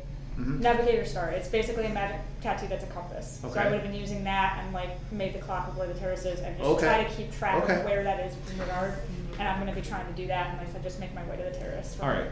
You were able to get through this room and probably the staircases on your first turn as you hear this clamor and uproar. Now, this staircase didn't just go up one level. It's a staircase that kept continuing to go up multiple levels. Okay. And so you believe that terrace is probably on the 3rd level or thereabouts. So you could take this staircase up. You're on the 2nd level. Yeah. And then, I'll take the best guess. so actually, it's actually important for you which level the terrace actually is on. So we're gonna see what you believe, which level you actually believe the terrace is on. So give me a perception check. Do I? Oh, spend- everybody should have another luck token. Can I loan you my extra? Yeah, this is important to take back. I think we usually are able to give people. Really? I mean, if I can. It's not much better. Is that how we do it here? Can you loan other people your luck points, your hero points? I don't know if we ever decided. We have never actually done it. Okay, I know in Shadow Dark we do that. I don't know that there's a rule for it in Pathfinder. I mean, if it's in the rules that you can do it, I'll allow it. If it doesn't address it, then we'll say no. I'm assuming We'll do what the rules say. it was What meant I to be a said? joke, but I would take it if I could. Because I say Yeah, I'll go with whatever the Yeah. rules I'll say. say, go ahead. She was Alright, 22. Still not, 22. not great. You know the terrace was above you. You know you're on the second floor relative to where you came in. The terrace is at least on the third floor, maybe the fourth, maybe above it. But it's not on the second floor. You know it's above you at the very least. Alright, At least 1 or 2 levels above you probably. At least, it means at least I know to go up one more floor. I'm okay. Have we been in this, the contact with the Tremor since happened yet or not yet? What, the conversation with her? With she. Oh, absolutely, yeah. So- That conversation happened before she did her invisibility. Okay, spell. I wasn't sure the exact timing. One of the things we can do then, since I have locate on her, I'm assuming I can feel if she's coming up until she reaches our level. If I know she's Yeah, down you would. now. Yep, because it would like tell you So, the direction. Yeah. Have Grim stay in touch with her with the Okay. tremor sense, and when she's on our level, he should be able to tell her because Crowley will know. Okay. So you guys are not aware that she's fleeing and stuff, No, but your but- spell will definitely tell you as she's changing That's what I'm directions. figuring. If I feel her get up so it's not above or below us, tell her, no, you're on our level. Especially if she passes as she's running away, you know. I mean, again, I'm invisible. You don't see me running away, So as you're fleeing away and you're going up these staircases, you know, you're go up a level, and at this point you can hear throughout the entire coming up the staircase and probably echoing throughout the entire compound. This loud horn, and you guys hear the same. They know she right? escaped. You guys hear the same echoing up through there, and as you're going up these staircases, you notice that she's ascending, and then when she gets level, you know, you can let him know, and then you can tremor sense her to let her know that you're on the correct level. Now, is that when we're on like the balcony? As far as I'm concerned, you guys are on a Right. platform right here. You went down one level And of the that's stairs. where she feels like we're the same when we reach that point, or she reaches there.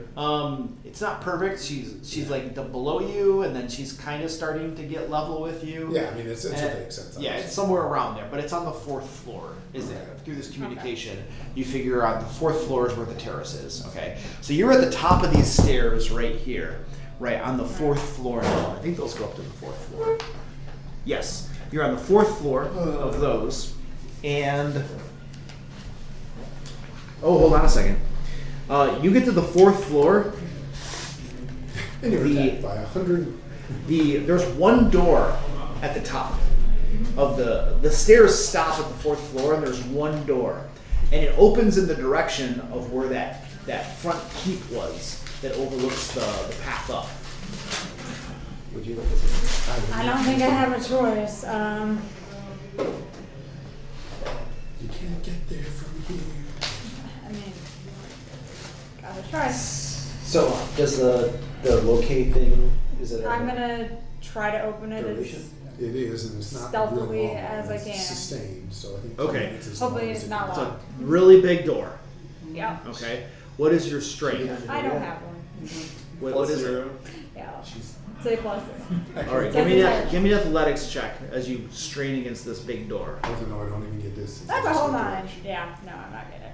Okay, so you're able to slowly open the door, but you're straining as you pull this thing open. You know, give me a stealth check as you're trying to do this quietly. That's not bad. 31. Okay, the hinges are squealing as you're slowly pulling, and it's not just a quick squeal. You know, it's like long, slow squeal because you're ponderously pulling this door open, and you can see inside as you're pulling this open, and You can see arrow slits looking down, the arrow slits across the far wall, right? You can see chains hanging from a winch large enough for a cyclops to operate. And then there's a big cauldron in the area with chains dangling from it as well. Below the cauldron is a cold fire pit. It's not heated up or anything at this point. And the scent of oil lingers in the air. And inside you can see two big cyclops. And both of them, as this door is squealing open, both of them look your way, and they don't... Invisible door open. Yeah, there's nothing there. Squint a little bit, the faces scrunch up, and then one of them says to the other, what language? These guys would speak Goblin, right? Do you speak this language? I do. Okay. So one of them says to the other, go check it out. I'll keep an eye on the road. And this war horn is still kind of blaring. It's not quite as loud as before. It's like a low blare now, The one guy keeps a look out on the road, and the one guy comes over to the door. Are you continuing to open it? It's enough for you to slip through. I'm gonna slip through and get behind him, basically. Is there anywhere to go open that room? Okay, give me a stealth check. This is just for you moving at this point. This is not good. I can have kept that 31. No, there's no sign at all I can see about trading them. It's not part of the game. Okay, cool. That's a whole 20. A 20? Yeah. I am invisible, if that makes a difference, but I'm probably not quiet. So you're moving by him, right? And he's come up to the door, and he stops. I heard something. There's something in here. And he's looking around, and then he gets his axe off his back and just kind of starts like swinging around, just kind of like trying to feel things out. Keep trying to dodge and... You're just moving around and keep Yep. behind him. Give me another stealth check.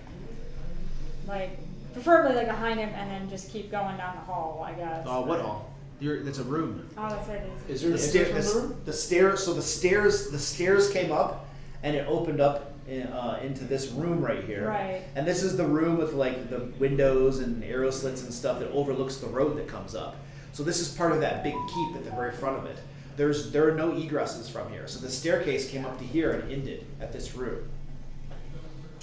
Gotcha. So in that case, I'm actually going to dodge to try to go... I want to go back down the stairs. What is it, Cletus?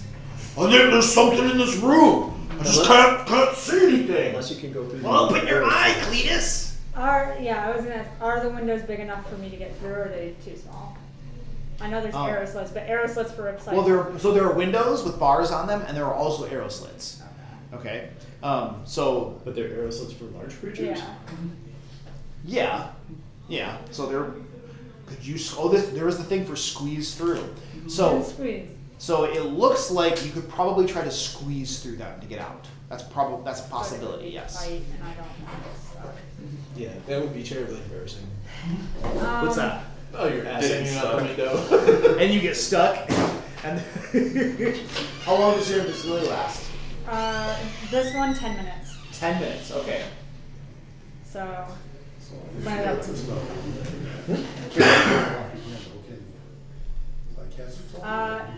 With the windows not being big enough, then I'm gonna go back down the stairs. Okay, so you slip out, and there's still remarks of confusion. You can hear the. As I go, I don't know if there's a little rock or I have marbles and just toss it into the room to confuse them even more. You could find some debris and toss it in there. Just try to confuse them even more, make them think that there's something still in there scuttling around. So you throw a little stoat in there, and it clatters and stuff, and it appears to confuse him a little bit, and you still can hear this as he's swinging his axe back and forth, trying to feel out something in there, that he knows is there. And then as you're probably going back down the stairs at this point, and you can hear this little conversation, partial argument. There's nothing there. Yeah, there is. I swear there is. And there's just kind of a little bit of bickering back and forth at this point. Are we able to give her any sort of direction with him pointing out exactly where she is and me sub-vocalizing to her, give her some sort of coordination, help her with getting to us? What would you tell her? What would you say to her to help her find where you are? If she was moving to the left, So Krabby is pointing at her. So he can tell the direction to somebody. Yeah. It doesn't say he knows the distance. Right, but if she's moving parallel, the direction will change, Right. right? And if she's moving forward or backward, we can't tell, Correct. right? Right. But she knows roughly where the thing is, plus the thing. But what we can do is what we can do is tell her our relative position to her by saying, we're slightly up from you, and Just envisioning this whole thing. No, that's left. No, you're left. Not damn This it, sounds left. like the thing that would give her a little bit of benefit in figuring something out, but will be very imprecise. Yeah, that's Because you can't tell her distance. If you could tell her distance, then it would work As far as I can wonderfully. tell, locate doesn't do that, other Yeah. than knowing she's within 500 feet. Yeah. So this would, if you could, I don't know that there's a game way mechanics that we can figure this out. You know what I mean? Because it doesn't give you enough of a benefit to really help too much. Besides letting her know up and down for sure. So we know that the entrance is right over here, right? Because the terrace is right above the entrance? No, it's not at all. Oh, is it in the On the back? side of the No. building. The terrace No. is like in Yeah, the back. so the building, so the terrace is on the backside. The main building stretches. Well, the terrace and the main building is all right here. The keep, or the front entrance, is over in this area. oh my God, she's on the other side of the building. Yes. So if That's we're fine. pointing, we're Well, pointing to the Out front of of the building. character, you know that. In character, I don't think you know that. 'Cause Unless You she tells you don't us. know her distance. Right, but we do know that she's pointed in the front of the building, and we need to tell her to go to the back of the building. I mean, you know that you're in the back of the building. Right. So you could definitely verbalize that to her. We can tell she's towards the front. We don't know how far that way, but Correct. So we either slip out and walk across the roof. Yeah, I'm assuming from the room I just got a glimpse of, I was like, I could kind of establish, I know I'm at the front. You know you're at the front. You're definitely at the front of the So, building. Just, See yeah. the I mean, yeah. vibration. She's running along sending vibrations. He's sending vibrations.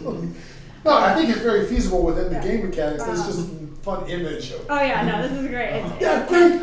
That way is not helping me right now. All right, we need to redefine this. My right is now my right. My left is my right, so it's your right and my left.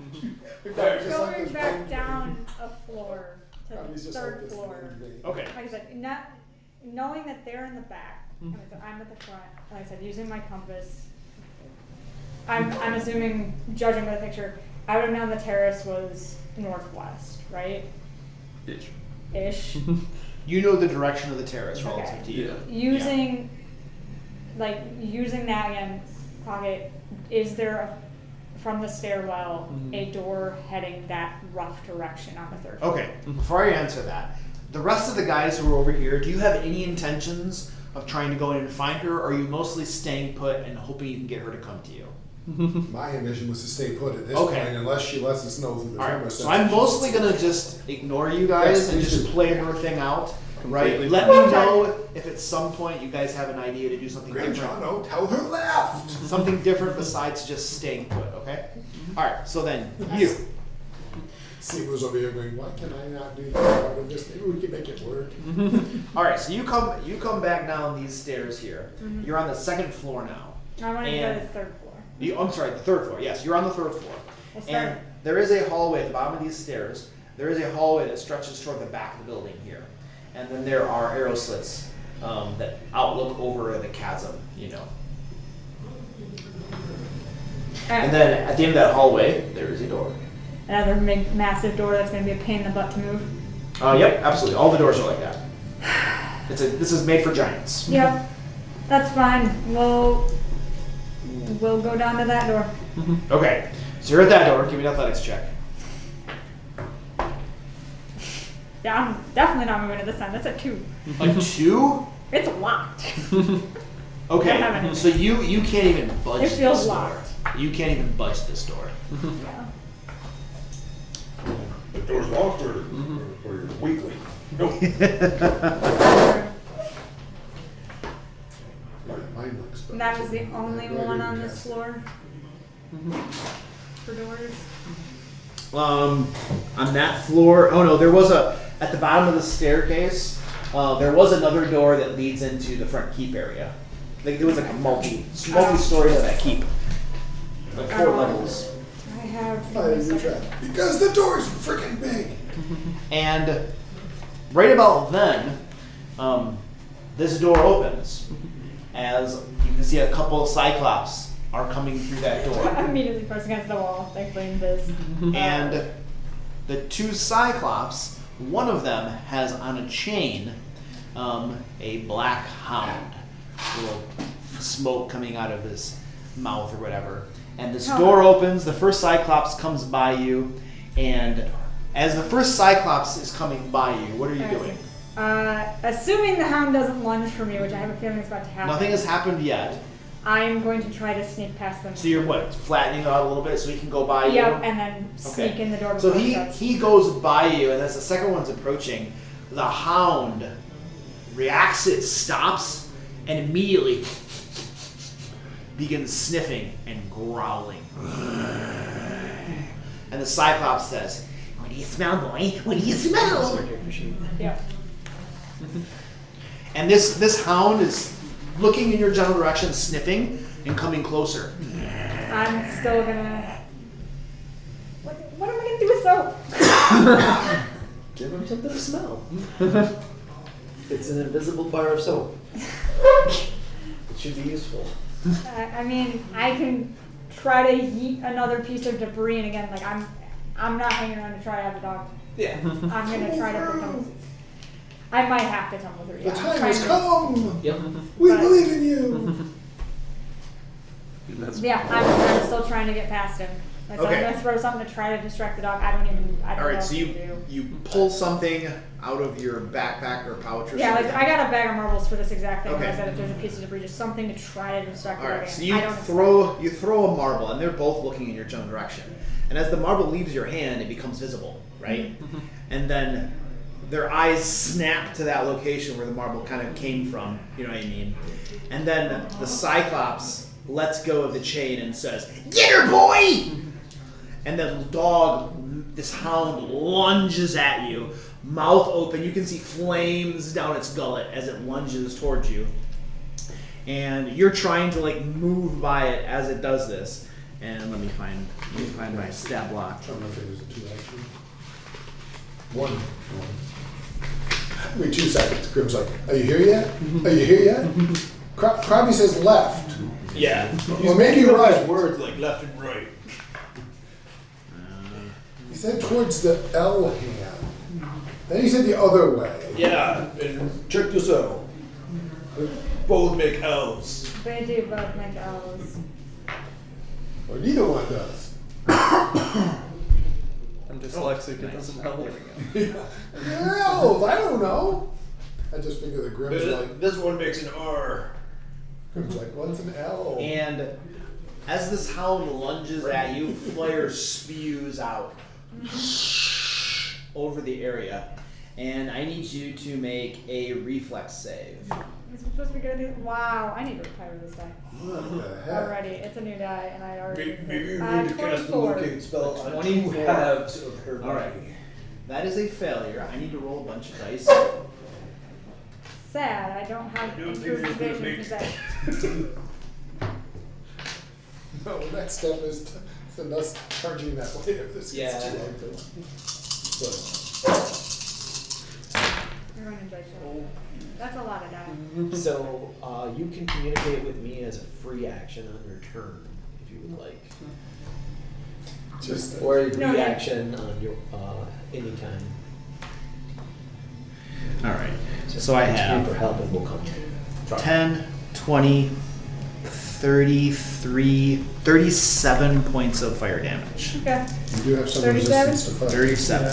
-5. That's my range. How much do we still have under elements up? 'Cause it's That been- doesn't give you resistance to fire. That protects you from hot environments. Okay. It's a different spell. So 32. Oh, nice. So it hit, but Unless I'm you have okay. improved evasion, which I would doubt. not yet. I think that's next level. All right. And even And though now, in terms of crit failure. and now you're trying to tumble through its space. I mean, yeah, if I have to do the tumble through, I gotta do the tumble through. Okay. This will get you by. So you have both this hellhound, this warhound there, and then behind it there's a cyclops as well. So you got 2 creatures you got to tumble through. Okay. So let's do the. I think it's one action. Yeah, you can do it multiple times, right? It's part of a move action, I believe. Right? Yeah, it's part of a move action. Yeah. Okay. Let's do the warhound first. 34. And this is versus my Reflex. reflex. Okay, got it. So it's 34 for the first All one. right, you get past the warhound, and his teeth are snapping at you as you like move by. Clearly, he can sense you somehow. But you get a feeling. And I technically have FNAF. You definitely get a feeling, Selah, that he senses you by smell. But for all of his mannerisms, he can smell you. You know what I mean? But it seems to be a pretty decent sense of smell. Mm-hmm. All right, you got past the warhound. Now you have a big cyclops standing there. Yeah. That one's only a 24. That's good enough. Say, I figured out what you need to do, Tara. Roll better. I mean, that's step You one. might sit further away from Yeah, you. you might want to roll the d12. Yeah. It does seem to be doing better. All right, you have now tumbled past the warhound, you roll between the cyclops' legs. He like knocks his knees together a little bit too late to catch you. He just catches the tip of your cloak, and you manage to just It's barely like a slip match. through. Okay, and that is 2 of your actions. Yep. And third, I'm gonna keep sprinting down the hall as far as I Okay, can. so through that door is not a hallway. 45. 45. Because now I've snatched it. It's not a hallway. There is a room there. Little did we know it was a broom closet. What these 2 guys are doing with the dog in the broom closet. You don't want to know. I mean, it's just how we stock dungeons these days. That was a tradition. Space is a premium. It was a tradition in the past. How did the dragon get in the room? We don't know. The only entrances were all 10 foot wide. He was very small when he came in. He's an ancient dragon. We've all played Dungeon Just Master. blame AI. All played Dungeon Master, so Sometimes she goes with All right. her way. So there's a big, massive room. You came in through this door. There's a door here. There's a door there. And then I'll describe the room to you. These are very great rooms. I'm very sad I can't, enjoy them more. So I'm running for my life. Stop and admire, then run. The advantage of rounds, you've got all their time and everyone else's actions to stop and admire. This chamber is lined with massive basalt pillars, each carved with crude depictions of Cyclops crushing foes. A scorched stone dais dominates the far end where judgment is delivered, and a basalt pillar carved with hundreds of eyes stands in the center of the dais.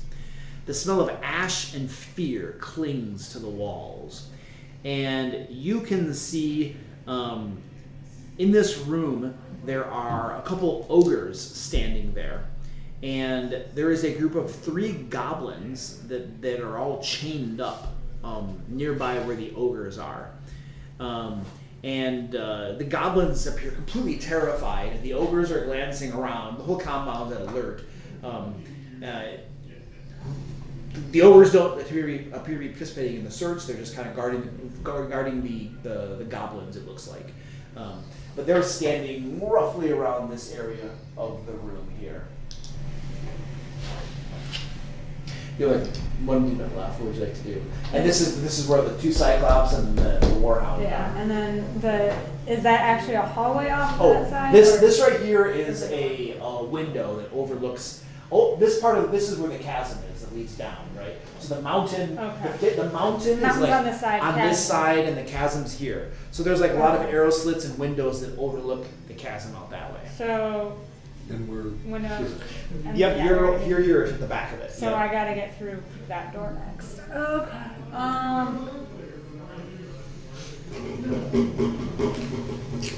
good job. Ooh, I gotta put that here. That's my Yeah, we're gonna try They to don't get up exist to the anymore. door, and Soft tissue, it's I don't gone. know if I have the actions to try to move it this round, but You could get probably to the middle of the room. I don't know if I wanna 45 do feet? that. Actually, hold on. No, you can get all the way across the room to the door. Yeah. Then I'll do that, and I don't know if you want me to make the stealth, but yeah, just try to stay up against. You're trying to be quiet. Yeah. When you're trying to stealth, I think you probably half speed. much Yeah. of the speedy So if you're trying to stealth, then you can get to the middle of the room. No, then I'll just go to the door. All right, you can Maybe I can get him to run in. You run up all the way to the big door. Okay. Quick question: when he's pointing, is he pointing this way, this way, this way, this way, this way? Which direction is Krabby pointing? Which direction is Krabby pointing? Yeah. As far as the direction goes, hold on, let me find where she is. He's pointing that way. Okay. That's So where she is. Waiting at this door is probably not going to help. Part of it is if we go down these stairs, it might tell us if that room is on the same level as her, roughly. Because she's You below us. feel like she's definitely below you. Right. Yeah. But she's on the third floor. So that's part of our thing is if we shift down to here and just see if it. Oh, yeah, we need to go down. Okay, so you guys go down these stairs right At here. least far enough there to get a feel for how much further below us is she. All right, you go down those stairs there, and there's a small chamber there with another set of stairs that continues to go down, and then you can see a door across the way, and you definitely feel that this is the level she's on. Okay. All right. Should we open the door? Yeah. Let's open the door. Okay. Okay, so you guys go down. She's there, and you rush over to that door, and It's got the muscles. I will not sorry if you open this door and I'm just not. Yeah, they're there on the other side and be like, there's ogres and goblins in the room. Fireball. and I'll down it. I don't so you go up to that door. I armor up first. Yeah. You armor up, get your armor on. Okay, got your armor on. You pull that door open, and the door opens in front of you, and you see this hideous creature, burned and charred, standing before you. Krabby's like, And then we see these two. So you have ogres there, two cyclops, and this warhound are closing in on you. They're piling in towards you guys, but you have been reunited at this point. Are you going? What's the plan? Are you Murder making, them. Are you making a stand against these creatures? I think murder them so we can make a decision from here what to do. Yeah, Okay, we have alright. time to react. All right, let me get this set up here then. Probably because then we can make the call of do we now try to break contact and get some stealth and then find the cauldron, which I think is what we need to do. And I feel like I would have been between. I think kept you what- between the Not two very of us. I think what we're gonna do is. Because I'd be watching our Thanks for back. opening the door. I appreciate it. Just love it. Creep! That is why I'm here, ordained of my God. On the 10 Commandments, Balador. he says, open Balador. hold the door. Ballad. Balador says her. Balador says, open the door. Hey, will they give me 10 minutes to rearrange a few spells? No. What's that? Can they give me 10 minutes to rearrange a few Can we spells? keep this initiative? I'm okay with this initiative. Just saying. You would have had 10 minutes before if you thought about it, but now it's a little too I late. assumed that because I had to sustain it, that sustaining the spell would be instead of I could Yeah. spend 10 minutes studying while sustaining a spell. That made no sense. That I agree. Okay. That made no sense. Invisibility sphere is a sustain. No, the locate. It's Apparently just, not. Oh yeah. So you got a. yeah, so no, I'm assuming that there's not during the middle of that. I'm not going to be changing spells. It is pretty well Do you balanced. They suppose keep if running we all get the to way. we find a sculpture that they can like chisel me into back into orc form, just like an obsidian version? Like 50, so it's like 50 feet. I'm sure there's powerful enough magic. Oh, this is some powerful healing. It's roughly like that. So. Big doors. Big doors. I think you're. I have a fear spell. Wait, do I have it studied? I have blur. My I don't know DC if is so. it's been 10 minutes yet, but My DC is so crap that I never. Probably close. studied. Nah, you don't do probably at offensive least spells. close. But I'm My DC is crap. probably My DC is confident. 23. I have Actions mostly in a it. few small buff spells left. Yeah. I have a wall. I have soothing. Wall would be blossoms. interesting. Yeah, I mean, it would certainly be helpful as an escape I'm option. gonna change. Ball of flesh. Well, Well, thorns. Ball of thorns. wall of thorns. Yeah, wall of thorns. Yeah, I got it. Yeah, I have spirit guardians memorized. I'm thinking maybe I should have had wall of flesh. Is wall of flesh in this? I have no idea. I just remember getting mentioned as something. I know the Witch make it and the other bigger? group uses it. It's- Yeah, well, I love I mean, I had originally, this is like a pre-existing map, and it has grid on it, and I was like, oh, each square is probably worth 10 feet. But now as I'm actually thinking about it, I'm like, that's not nearly big enough for giants. And so now I've just made each square 20 feet. You know that Luke planned all of this whole session. He has expected everything that's happened. 100%. You can do a whole podcast on. I'm just a whole there's video on. there's literally part of this dungeon or this keep that I haven't actually planned out yet, and I'm just thankful so far that you've stuck to the parts that I had planned. But don't worry, we're gonna get there. Hey, it's our job to throw you into what you're not planning. Yeah. So, I have. I was laughing because the campaign, the Hackmaster campaign I'm starting up, is hopefully going to turn into a total sandbox. Here you are, what do you want to do? I forgot how much prep time those take to try to get the world built before things start. Yeah. I love doing them, but it's a lot of work to be like, I gotta pretty much plan out what's happening over the next, few months of game time. So, because I have no idea what you guys are gonna decide to do. I usually just give my NPCs motives. Yeah, that's what I've done. I just have to establish who all the NPCs are. Yeah, just have a book of important people and And where they are and what. This that's is what I've been working on. This for is quite a more while. reasonable. I just figured Luke's drawing, it wouldn't be a bad time to talk about it. Oh yeah, you're fine. I gotta get I mean, this. the encounters, the very first few sessions I've got because that's pretty well locked in, but the whole goal is to make it as sandbox as I possibly can. So that literally you pick your goal and go for it. What a big, beautiful map. It's not exactly a square, but this is what you're getting. it's fine. I don't know what to think about full open world sort of things. I love doing them if you get a party that is willing to go with it. And some of it's going to be just survival is going to be a goal, at least at some point. Yeah, actually, that's. The first few steps are going to be how do you feed yourselves? How do you, Well, first few steps are do you escape and if so how? But after that. Alright, there we go. How big are these feed creatures? yourselves? How do you. Large. Alright. Where do you find shelter? Those sort of things. That's what it's going to start at. Perfect. Is that. Those Are you talking those about the are well. Hackmaster game? Oh, okay. That'd be And interesting. then I have. I really want to play. Though technically, Hi, guys. Saturday is usually off limits with my wife. If it isn't that, I get that. Yeah. So it won't be a huge letdown to you if you only have 7 players instead of 6, you're my 7. Yeah. Okay. 6. No, but I mean, I'd love to have you there, but I do get it too if you can. And then I had. What else is in here? And What about your 8th player? 2 ogres. 2 ogres. 2 Ogres and ogres. some gobbies. Do I have? My wife's played Hackmaster before. Although I don't know if the gobbies are gonna participate in this. I don't think I have cards for the ogres. Oh. Which means I just got my new hack track system put back together. So lost my ogre in the fire, so I had to make a new one. Yeah. I have no points. what time do they close here? 8. 8. So we may not be able to get in. I hadn't even looked at the time, but yeah.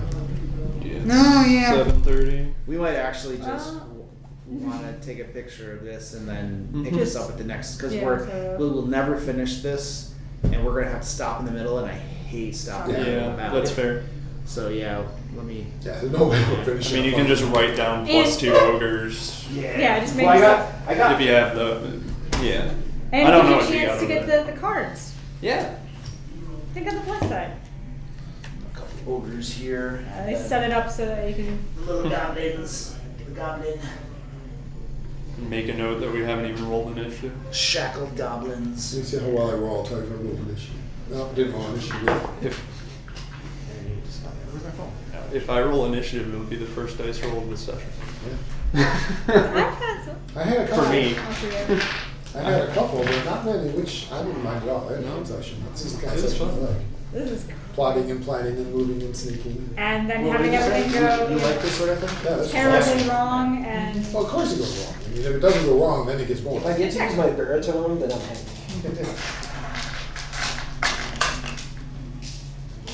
I mean, there's nothing wrong with a good beat things up session, but I enjoy the weird.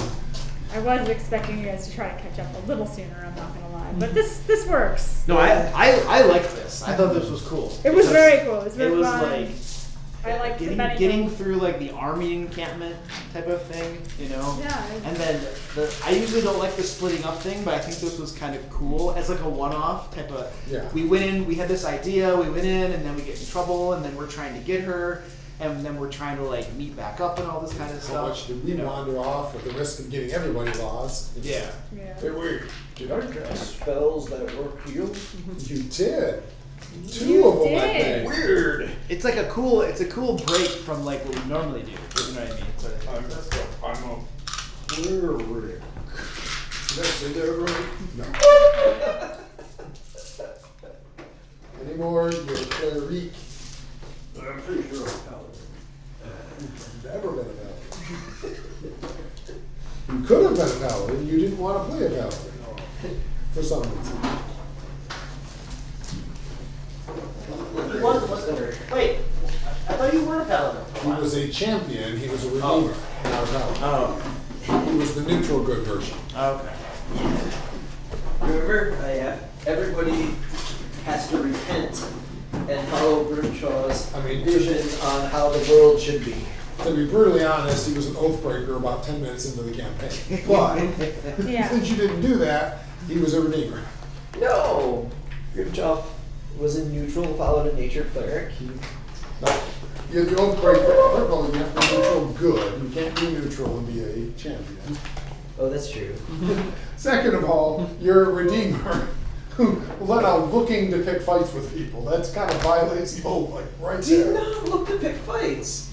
Yes, you did. I mandated them turning over a good leaf until they got so mad at me that they had to attack. And now that you guys are in the keep, your goal, you're gonna try to find the cauldron, right? Just find the cauldron. Yeah. Find the cauldron. And Okay. we know it's on- I and we know it's on the first level. He could have been lying, but I definitely made She knows that. Yeah, which I haven't had the chance to tell you guys. At some point, hopefully. I mean, we came here assuming it was in the keep. We just didn't have confirmation yet. Right. But yes, assuming that we know that she lets us know Though, what's frankly, I personally think it's in that room you accidentally walked into. in. That would have been funny if that was it. I did make a note of that one too, just in case. They've But I'm been- pretty sure it's one of the ones that dumps oil. They've been using it. Where's your pile of coins? I already used mine. She used all hers. Have you I ever had might be burned out. mine. Has The anybody thing might read be- Oh, yeah, Goblin? Thank you. All three of them. That is such a fun story. Where the mama goblin is cooking with the magic spoon. She's got a which is super magic artifact that she artifact level wizard wand. She's using it as a stir a stick. lot of creation, and she's using it to stir as a spoon for soup. Which is why the goblins never ran out of food. This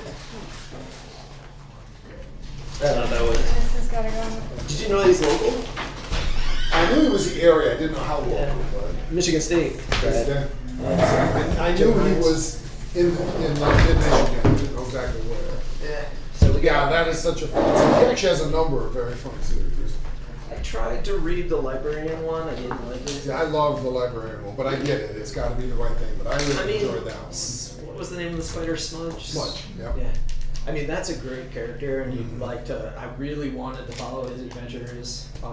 See, I did enjoy the librarian one, but I think he has one that's like the Disney princesses, but like Okay. real world. I don't know if real world's the right term, but like with the old German stories, not the modern stories, and they've all like become basically a supernatural like problem-solving team. Oh, I don't remember which three. It's been so long since I know it was Cinderella and Sleeping Beauty. Yeah. I think it was Snow White was the third. Okay. And the three of them were like, Rapunzel. yeah. Rapunzel had her own movie. But I think it was the three of them that were. I mean, again, it wasn't really the Disney princesses. It's the Grimm fairy tales. Yeah. When I was like, when I was thinking about today's game session, when I had to have prepared, you know, I was like, do I need to finish up this keep, all this stuff? And I'm just like, dude, they have to get through the entire encampment. You know what I mean? Like that was probably they got to finish up the rift thing, which sounds like they're not going to cooperate. It's going to turn into a fight. So that'll take like a half hour to an hour to fight them. Okay, and then they got to get through the entire encampment. It's like I probably don't need to have my keep. I don't even think they're going to get to the keep, will they? Because if they get into any fights in the encampment, that'll take another hour plus. You know what I mean? It's like, yeah, they're not going to get to the keep at all, are they? No, they're not going to. Not at And so all. I was like, I don't have to finish it. I'll just do that for the next game Totally session. understand it, but yeah. So, Well, but like, Good thinking on the toes, Sleeping though. Beauty, the reason in the On original what? Grimstone she Good woke up thinking on was your because he got her toes, though. pregnant, That's all that- and the beginning Yeah. of childbirth. Well, woke her up. fortunately, I do have about That's- 2/3 of the keep done. So she, of course, is not And a then big rough fond notes men for the rest of obvious it. But, reasons. yeah. God. But I had it like, usually I'll read it over so One it's of the fresh in my things mind Cinderella before we Snow White play was it. the- And so I was just kind of cold on it, you know? the whole Yeah, beauty thing. you did great.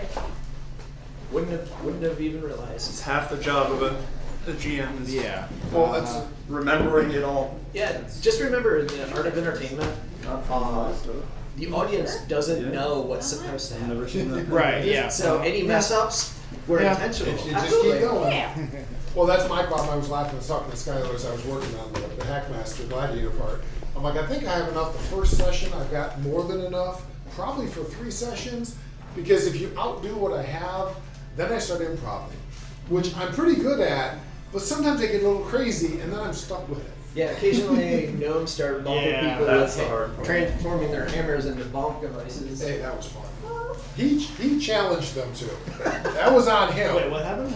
You guys met the gnomes, and you dared them to. Your dwarf dared them to play jokes on you. So they had to push it. Yeah, but I'm just reckless when I'm a That was player. perfect. It was perfect The dwarf. itching powder was great. Perfect dwarf gnome interaction. Yeah. That is exactly how He's like, I dare you. Oh, okay. He likes us too. Isn't that nice of him? But you know, I gotta say, the other thing that was cool about this game session is we didn't just have a bunch of combat that took forever. You know, there was Yeah. more dynamic, interesting things going on, so that was cool. Yeah. Yeah. High stakes. Yeah. We didn't actually have like a formal combat. No. I rolled Not a initiative. single fight. No, And quick, you had a quick run. little things to resolve something, but it didn't. Yeah. Yeah, I mean, Which is Do you mind if I look our at GM screen? Oh yeah, go ahead. Just our debating ability, how our you- ability Yeah. to avoid conflict. So what I found conflict for the has Pathfinder 2 absolutely GM screen no is side that it is effects or super well consequences done. whatsoever. It has almost all the information But, I mean, you it need, would not have been like better if we these tried to fight our way tables and through it. everything, all Yeah, the reference that would have information. gone down, like, It is top. really well Yeah. put together. My hope was It's to top fire notch. elemental would have sent an army Yeah. to Like the Take the one of the ones camp. for That was D&D the 5th offer edition, to the do it, original that's one why was this one trash, ran. garbage, didn't have any useful information. But they did a really good Yeah, job it on looks this like one. it. Yeah, so rarely That has was- the Oh, correct that's GM nice. It screen has for the the correct creature, it game has the anymore. skill you need for identifying. Yeah. Oh, damage. this is like the most useful Oh, table. yeah, the DC's by level. Oh yeah, Skylar It's like, uses that like constantly. Anytime you guys want to do something, I'm like, well, level are they? Level 9. DC 26 is pretty reasonable. But, like, for instance, when you were trying to do something, and I put a DC 40 to it because it was, like, really hard. And then you rolled a 33 and then failed on it or something, but... Yeah, I know Skylar uses that constantly. When you want to Yeah, I was Might have been looking that. into buying it. And Yeah. Well, wanted the No, it's adventure really glance good. at it for concept It's really good, yeah. for that Skylar's running the what, adventure path they call them Yeah. is we're all members of a circus Oh, who no. kind of stumble upon a like world changing plot while we're moving around in our circus, and so periodically we have circus shows which involve a lot of skill rolls. Sorry. And a lot of math, which I find fascinating. Did you see my cat? Oh, it's very cute. You should go catch it. It's pretty awesome. He is awesome. He's got a little butthole. Do that. They stitch a butthole on my cat. Okay, this is probably when I should stop the recording. Yep, about time before it Well, gets said- Joe is talking about Buttonhole. a stitched butthole. On a cat.